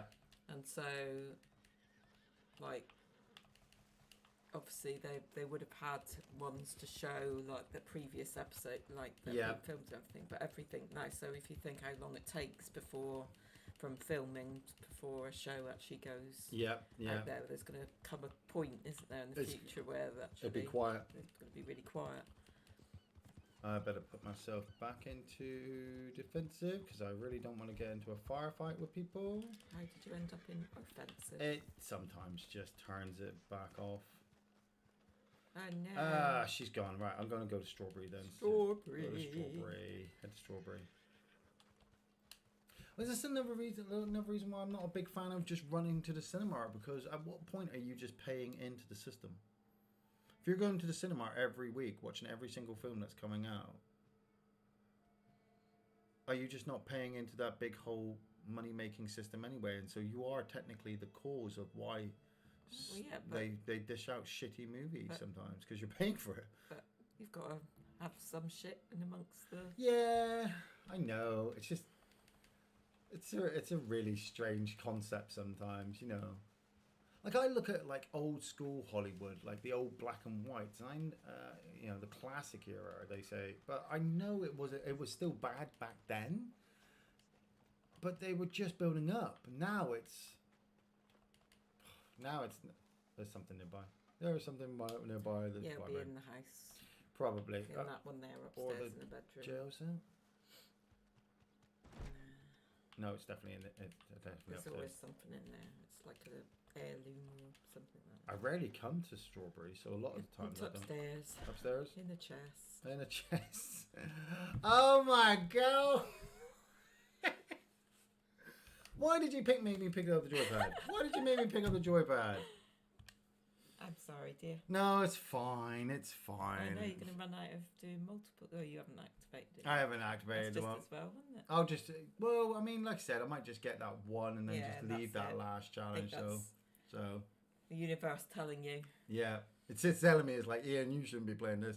What up, Mongo? I like the Dirty Harry movies as well. I always like the Deadpool.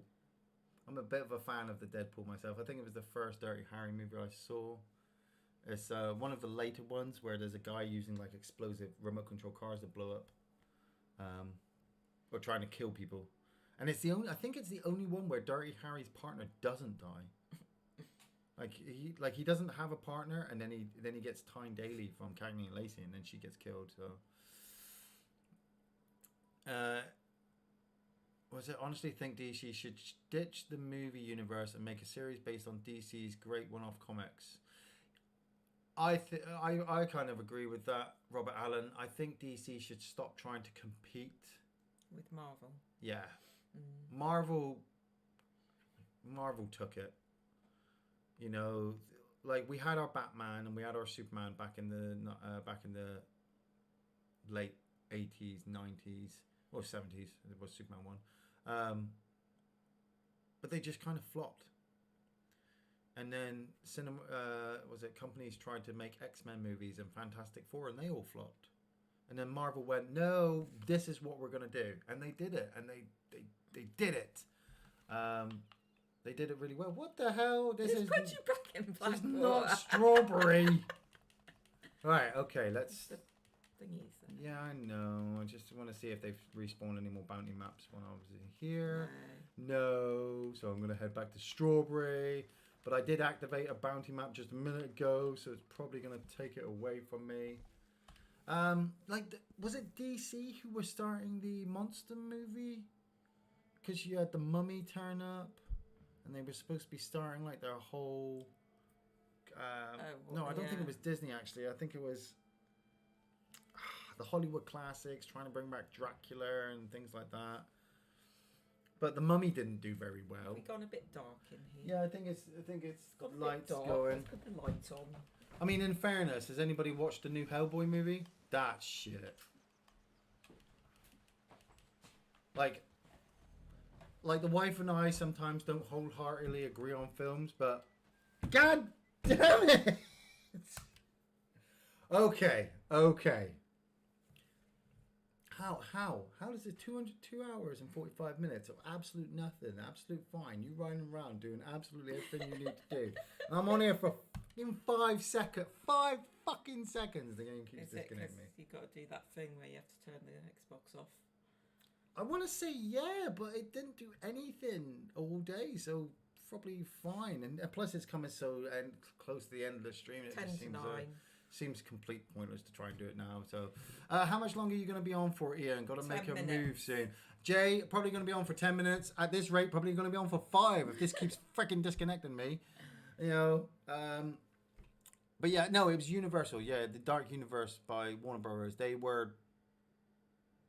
They started something and it's not paid off very well and it's not doing very well. I avoided new Hellboy, no Pillman. Yeah. It's not Pillman. No, Perlman. Perlman. I was meant. going to say Matt Midgley. I was like, Pillman? Typo. Yeah, Ron Perlman. Yeah, that was my stance with it as well. I was like, I'm not watching it. And people were like, why not? And I'm like, because it's not got Ron Perlman in. They're like, oh, that's a stupid excuse, Iain. And then they watched it and nobody said shit to me. I didn't realise actually when I watched it the first time until afterwards when you said that the guy who plays Hellboy is... It's Hopper from Stranger Things. I didn't even realise it was. So I didn't realise that at all. Yeah, it wouldn't be too bad. It wouldn't be... Hellboy wouldn't be too bad, but the storyline is stupid. The storyline's absolutely stupid. What's funny is that because I kind of made Iain watch it and I was waiting for the part. I knew.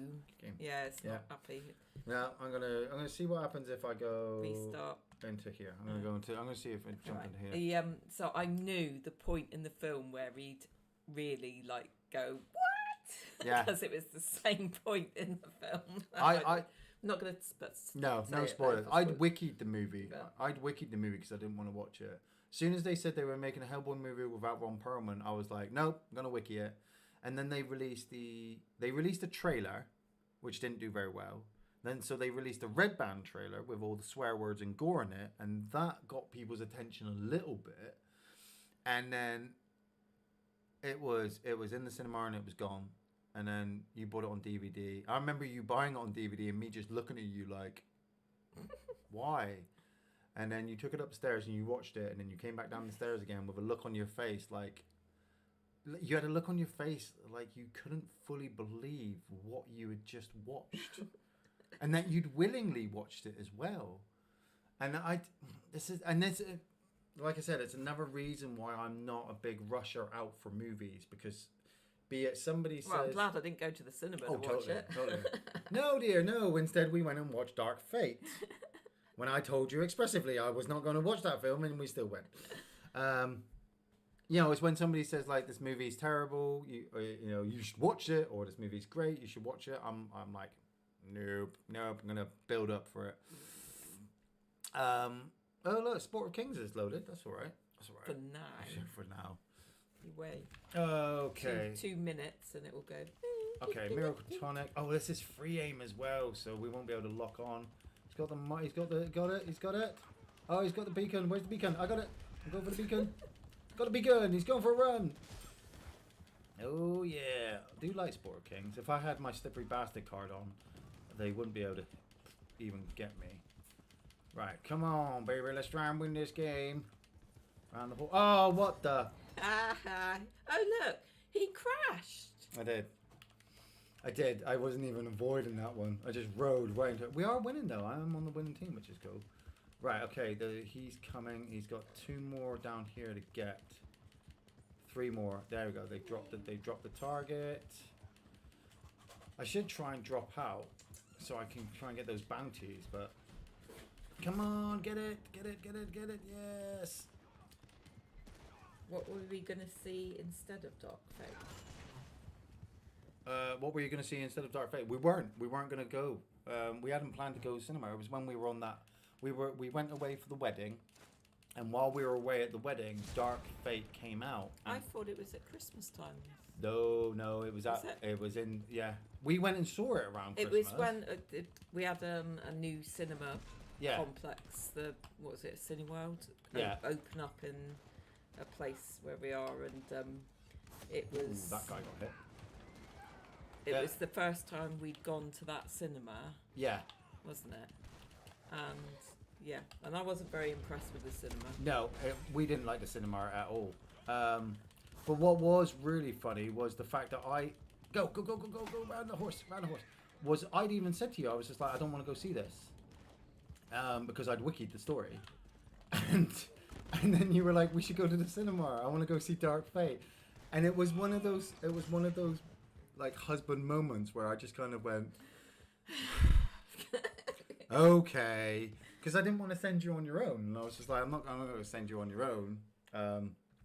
We'll go see it. And I knew that if I at least went and watched it, then I'd be happily able to tell people. And he was very good. He refrained from having outbursts while we were in the cinema. There was at one point where I just sat like this. There was not, I have to say, there weren't that many people in the cinema. No, there wasn't.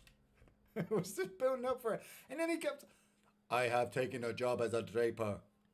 I have decided that I'm going to be a draper. Man, why would it? Oh, get out of here. People play music while they're playing the goddamn game. And it's just like, he's singing as well. The guy's actually singing in my fucking ear. Because he's singing to the music wherever he's going. Yeah. Well, I sat there all quietly, and then it was when we came out. We came out of the cinema, and I remember you saying to me, going, that wasn't too bad. And then we just ripped the cinema. We absolutely destroyed the fact that the cinema was so shit. So I've seen Birds of Prey, but Iain hasn't seen it yet. No, I still need to watch it. I want to. You went, because I insisted you went to the cinema to watch it. Yeah, I with went the girls. with my girlfriends. Yeah. Oh, wrong way. This way. Left. That way. You can just tell with certain films. Oh, the multiple one is... Oh, I'm probably not going to get a multiple one. I'm at least just trying to get to town at the moment. And hopefully get one bounty going. But I remember seeing the trailer for Birds of Prey, and a lot of people slating it before the film had even been released, and it took a hit in America. And I said you should go to the cinema and watch it with all the girls, because you were going out with the girls for brunch. And I was just like, yeah, let's go. There is a guy up here who is pink. He looks unfriendly. What's pink mean? Pink means that he's caused a bit of trouble. But he's not gone completely too bad at the moment. It's not gone red. No, but he's in camp at the moment. He's in his camp. He's in camp at the moment, so he's kind of safe there. The question is if there's anybody in Valentine causing shit. There's always people in Valentine causing rubbish. Yeah, but it looks quiet at the moment. Like, I still want to watch... I don't know when Birds of Prey is going to come out on DVD. Do you know, Dave, when Birds of Prey is going to come out on DVD? 2-3 months, something like that. Something along those lines. I don't understand the fascination with Margot Robbie. She's a great actress. That's what the fascination is. I haven't fully watched it all the way through, but she was quite good in Wolf of Wall Street. I, Tonya, my mate Andy raves about I, Tonya, about the ice skaters. She plays the ice skater who tries to kill the competitive ice skater. Oh, yeah. That's supposed to be really good. I mean, yeah, the whole Harley Quinn thing I think was a bit much. She was heavily sexualized. You know, it was like, oh, she's really attractive. Yeah, let's put her in. Let's try and get her looking naked and stuff. And it's like, yeah, okay. I like her. You know, she's up there with Scarlett Johansson. I'd like to see Margot Robbie and Scarlett Johansson in a movie together. I think they'd be great. Maybe Lucy too. Yeah, have you seen Lucy yet? She gets the drugs put inside her body and she ends up becoming a god at the end of it or something. What, there's another one? Lucy too? No, but I was just saying, her and Margot Robbie in Lucy 2, where they both are carrying drugs and they both become gods. That would be quite cool. Like if they made it like a Dead or Alive story, so like it doesn't have any connection to the first one, but they the similarities are that they carry drugs. Kill or capture the target. Oh, you know these men are getting shot in the face. Where the fuck are they? They're on top of the mountain. Probably. They are awfully close. So there's something around there. Oh. So after this, dear, what are we watching? Do you want to watch Joker? Do you want to watch Search for Spock? We do Search for Spock. We're watching Search for Spock tonight. Yeah, I can do that. Christopher Lloyd as a Klingon. I can do Christopher Lloyd as a Klingon. That kind of sounds gross, but you know what I'm talking about. I always feel bad when his son dies. Like, Kirk doesn't have many children and his son gets killed. He has one child and he gets killed. He gets killed off. But it does play off to Undiscovered Country, where obviously his hatred towards the Klingons comes back and haunts him. So we're doing the Star Trek series because I kind of want to watch Nemesis. Oh, sorry. What? That is a weird film, Daydreaming Davy. What film is it? Under the Skin. Oh, yeah. Like, I appreciate it more now that it's kind of settled, but at the time, type, weird. Yeah, at the time I didn't like it. You weren't that keen on it. Did you not review it? We did review it. We did review it. And Gary liked it. Gary liked it. I think one of my problems with the movie was I literally watched it straight after watching Bad Taste. Right. Because we watched it together. You and I watched Bad Taste, and then I watched Under the Skin straight after, and it was. Josh, you met Christopher Lloyd? Yeah, yes, he's met Christopher Lloyd. Dave's met Christopher Lloyd as well. Great Scott! What do you mean, Marty? I can't have sex with your mother. That's in the unrated sequence of Back to the Future. Right, where am I going? Am I going right up to the top of that friggin' mountain? I am going right up to the top of that friggin' mountain, and they are spread out as well. Jesus, what? How am I supposed to? Alright, I better follow this path. Go around this way. Wasn't Christopher Lloyd the guy in Piranha? Well, didn't Christopher Lloyd make the piranhas, killer piranhas in that movie? Trying to remember. I loved him in Things to Do in Denver When You're Dead. Loved him as the killer in that. Oh, and as one of the gangsters in that movie. Things to Do in Denver When You're Dead is a great Christopher Lloyd movie. It's not Ray Liotta, it's Garcia. Andy Garcia. Steve Buscemi is a hitman. Christopher Walken. Great movie. That is an amazing impression of Christopher Lloyd. Thank you. I try. I do try. Great Scott! I hear it a lot when I'm playing this. I'll smash into like a bar or something, and you just hear a guy say that. It's great. Yeah, he was in Piranhas. Yeah, I knew he was. I knew I was getting that. He's Uncle Fester. He was. That was funny because at the weekend, Addams Family 1 and 2 were on, and just seeing him in that. I'd come off the back of watching. Another pout there. Yeah, no, I want to get the bounties because they did the reunion on this Canadian program of Michael J. Fox, Christopher Lloyd, Leah Thompson, a bunch of the other actors from Back to the Future. Like he's done it. Like this Canadian show's done it quite a few times with the Goonies as well. And I was looking at Christopher Lloyd like, wow, the guy looked kind of really looking old now, older than he did in Back to the Future 2. And then I saw him as Uncle Fester, and I'm like, oh my God. Addams Family Values when he comes out of the building after she's blown him up, and he's like, "Bookums, bookums." Did you see the thing? Was it you pointed me to it? Like they did a Zoom meet recreation. Yeah. With Michael J. Fox, Christopher Lloyd, and I did just mention that. I was just literally talking about that. Phased out. Yeah. I often do that when he's talking. When I'm talking. Who would win in a fight? Here we go. Gonna get real difficult now. Who would win in a fight between Thing from the Addams Family and Ash's deadite hand? I thought about this while I was watching Addams Family. When I saw Thing scuttle along, and I'm like, like who would win in a fight? My money wants to say Thing because he's a lot more adaptable. But the hand is undead. But is Thing undead? Kind of, yes. Is he like have they ever fully explained Thing? Whose hand is Thing? Whose hand is it? Like, is it a magic hand that's just been brought to life, or has he always been a butler to the family? We got Ashy hand there. Yeah, thumb war. I want to see a thumb war between the two hands. That would be great.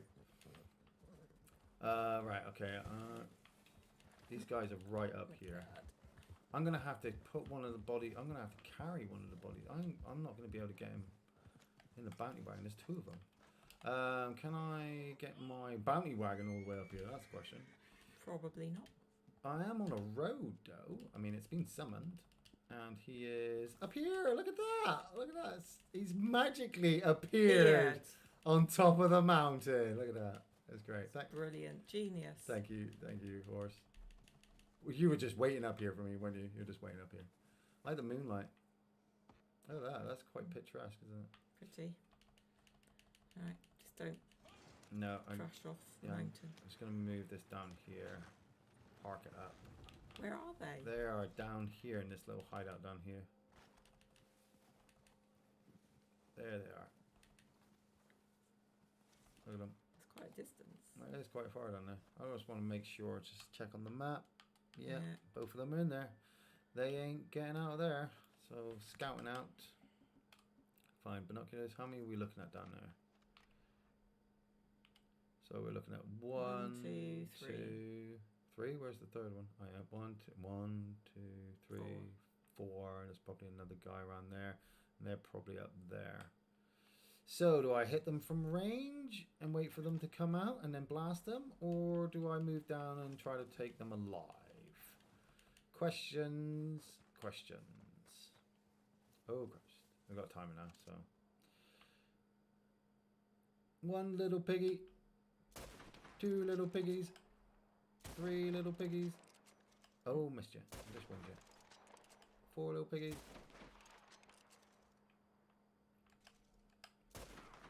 Stand still. Stand still, I can shoot you. Gone in yeah. Oops. Ah, missed him.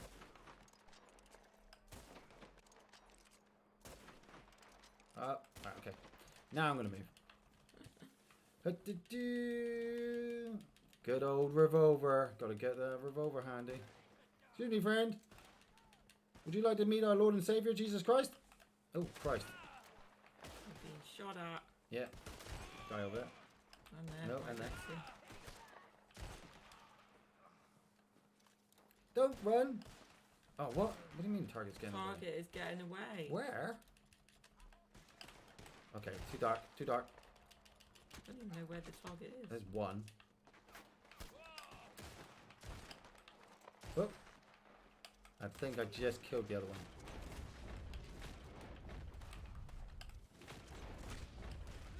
This is what I don't like about the Banksies. He's up and run off that. No, he isn't. No, he isn't. He's right behind me. I did just shoot him. There he is. This guy here. This guy here is the bounty. He tried to make a. He was outside. Yeah, the red one inside is the one I just knocked out. Yeah, I got him. Like that. And there's a guy up there as well. Where is he? He's over there somewhere. I didn't even see him. I ran in, knocked out that other guy because he's still alive. And then when I came out, I shot this guy that I'm carrying, and it came up saying, "You just killed a bounty," and I was like, "Ah, that was the guy I was trying to keep alive. So, oh man, Goodness.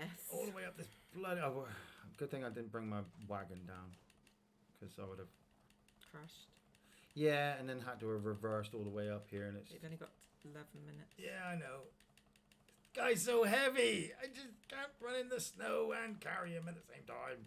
You've got to go back and get another one, yeah. Yeah, I know. But it's all fine. You did all the other hard work. I just shot some people. That's all I do. I'm not very good at this game. All I do is shoot people. Give me like Sudoku. Sudoku? Sudoku? Sudoku. Sudoku. Give me Sudoku and I can't do it. Sudoku. Running down the hill. So what's everyone else got planned for films tonight, this evening, this afternoon? I mean, obviously depending on the time zones in which you are. Jay, I'm assuming you're going to watch Alien vs Predator 2 and then the Greasy Strangler after. Josh is probably not going to watch any of the films that we've recommended. Oh, what? Oh, he is awake. No, you won't, friend. Come here. You're going to lasso him. All right, yeah. Okay. You haven't got time farting about. Oh yeah, I haven't. Come here, Mr. White. Dave's probably going to watch Uncut Gems again just to make sure that obviously he's absolutely certain that that film's amazing. So, Year of the Rabbit. Oh, Dave's watching Year of the Rabbit. Gonna watch Her and Society. Her is great. I do like Her. Society is very, very strange movie to watch. Watching Westworld TV. Gary's gonna try Snowpiercer on Netflix, the new series. Oh, is it a new series? I thought it was the film. I thought it was the film. Did like Didn't know Snowpiercer. they made a series out of it. Snowpiercer, like I remember Gary telling me that it was really good, but I wasn't interested at the time. And then it was on TV, and I was really amazed that Chris Evans in like the whole film itself. Chris Evans, Tilda Swinton. It's another reason why I love The Dead Don't Die. Is Tilda Swinton's in it. She's a great actress. Night of the Comet, nice. Well, I'm just going to throw this guy in the back. Throw it in there with your dead brother. Yeah, talk to your dead friend for a sec. I'll go try and get down this mountain without crashing. Jesus. Oh, Careful. yeah. I'm just letting gravity take over at the moment. I do fancy watching Chronicles of Riddick, though. Oh, brake. Brake. Oh, God, I want to turn. Whoa, which way do I want to... Yeah, I know, but I can't see the path. The path's not there. Like, the horse wants to go forward. Oh, Christ. Oh, Christ. You Stop. The wagon stayed there. Stop rolling. Oh, Christ. Oh, dear. Well, at least the horse is okay. That was hilarious. At least the horse is okay. I was really worried that the horse was going to die. Oh my goodness. Right, okay. Forward, Jeeves. Right, I think it's that angle, yeah. It's like Cannonball Run all over the place. Like Herbie goes bananas. Oh dear. Okay, slowly. This was a really stupid idea. Why bring a bounty wagon all the way up here? Why have a bounty? This is up on the mountain like that. Oh, Yeah! Christ! Oh, Christ! Oh, man. Oh, that guy totally dead. Okay. Oops. Right. So I got this one. Horse? The other one. It says the other one escaped. The other one didn't escape. The other one is right there. See? So I can't carry him. Okay. Get your horse. Yeah, I'm gonna stick him on the back of the horse. I tried. I really did, and I wasn't going fast. I was trying to be really slowly with that. I've never ever tried to take my bounty wagon up here. For good reason. For very good reason. Can I Can you not? pick him up? No, Yeah, you I can pick can't. him up. But I don't think it's going to count. Right, okay. No, I'm going to leave this one because I've only got 6 minutes. Oh, sorry, friend. the wolves can have you for lunch. But at least if I take you back, this one back, then at least I'll get some money, and hopefully the challenge. Go on all the way down. Well, you'll get the Elizabeth challenge. Yeah. Which is the one I'm really going for. I mean, might as well just leave one to not be done. Because, hey, we're not completionists. We're not perfectionists. I rewatched the film last night, ready to go for the series. Ah, nice. See, what you should have done is use the horse to carry them to this road. I can only carry one on the horse. Yeah. So I'd have to have carried the other back. one. I would have had to have carried the other one by shoulder. But, it's fine. They're both dead anyway. Boom. There we go. I need to get a haircut again. Take it easy, friend. The other one's up the mountain if you want to go get him. You know. Yeah, I'll see you tomorrow morning. See you later, Fred. Yeah, well, you can shut up, horse. Don't laugh at me. Look at that. All but one. That's okay. That's all fine. I don't mind.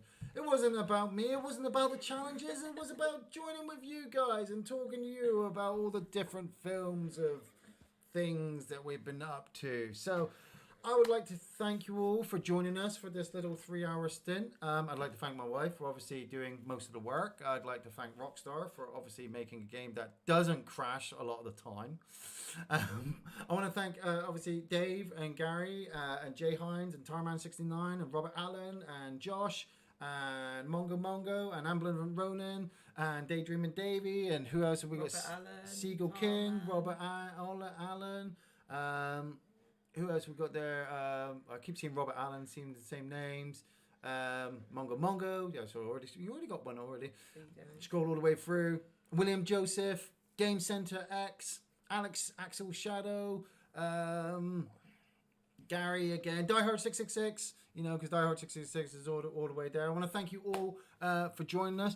Hopefully, I can aim to be on for another one soon. But you know, life, coronavirus. The world just has a way of just kind of sticking the stick into you and going, you wanted to do that? You wanted to? No, you ain't doing it. So, you know, but at the same time, I want you all to obviously stay safe, keep washing your hands, try not to drive to castles to make sure that your eyesight is fine because that's really bad. Try not to listen to the American president because he's not all there. You know, like I said, just try to stay safe, try to stay healthy, try to stay fine, try to be excellent to your fellow man, try to party on Wayne and party on Garth, and you know, if you need to have a drink, have a drink. If you're having a problem with drink, don't drink. If you need some chocolate, eat some chocolate. Do whatever you need to do to put a smile on your face. I believe tomorrow is Thursday. So new film review tomorrow. Yeah. What will it be? What will it be? Well, I could tell them. You know what? I'm going to tell you. Tomorrow's film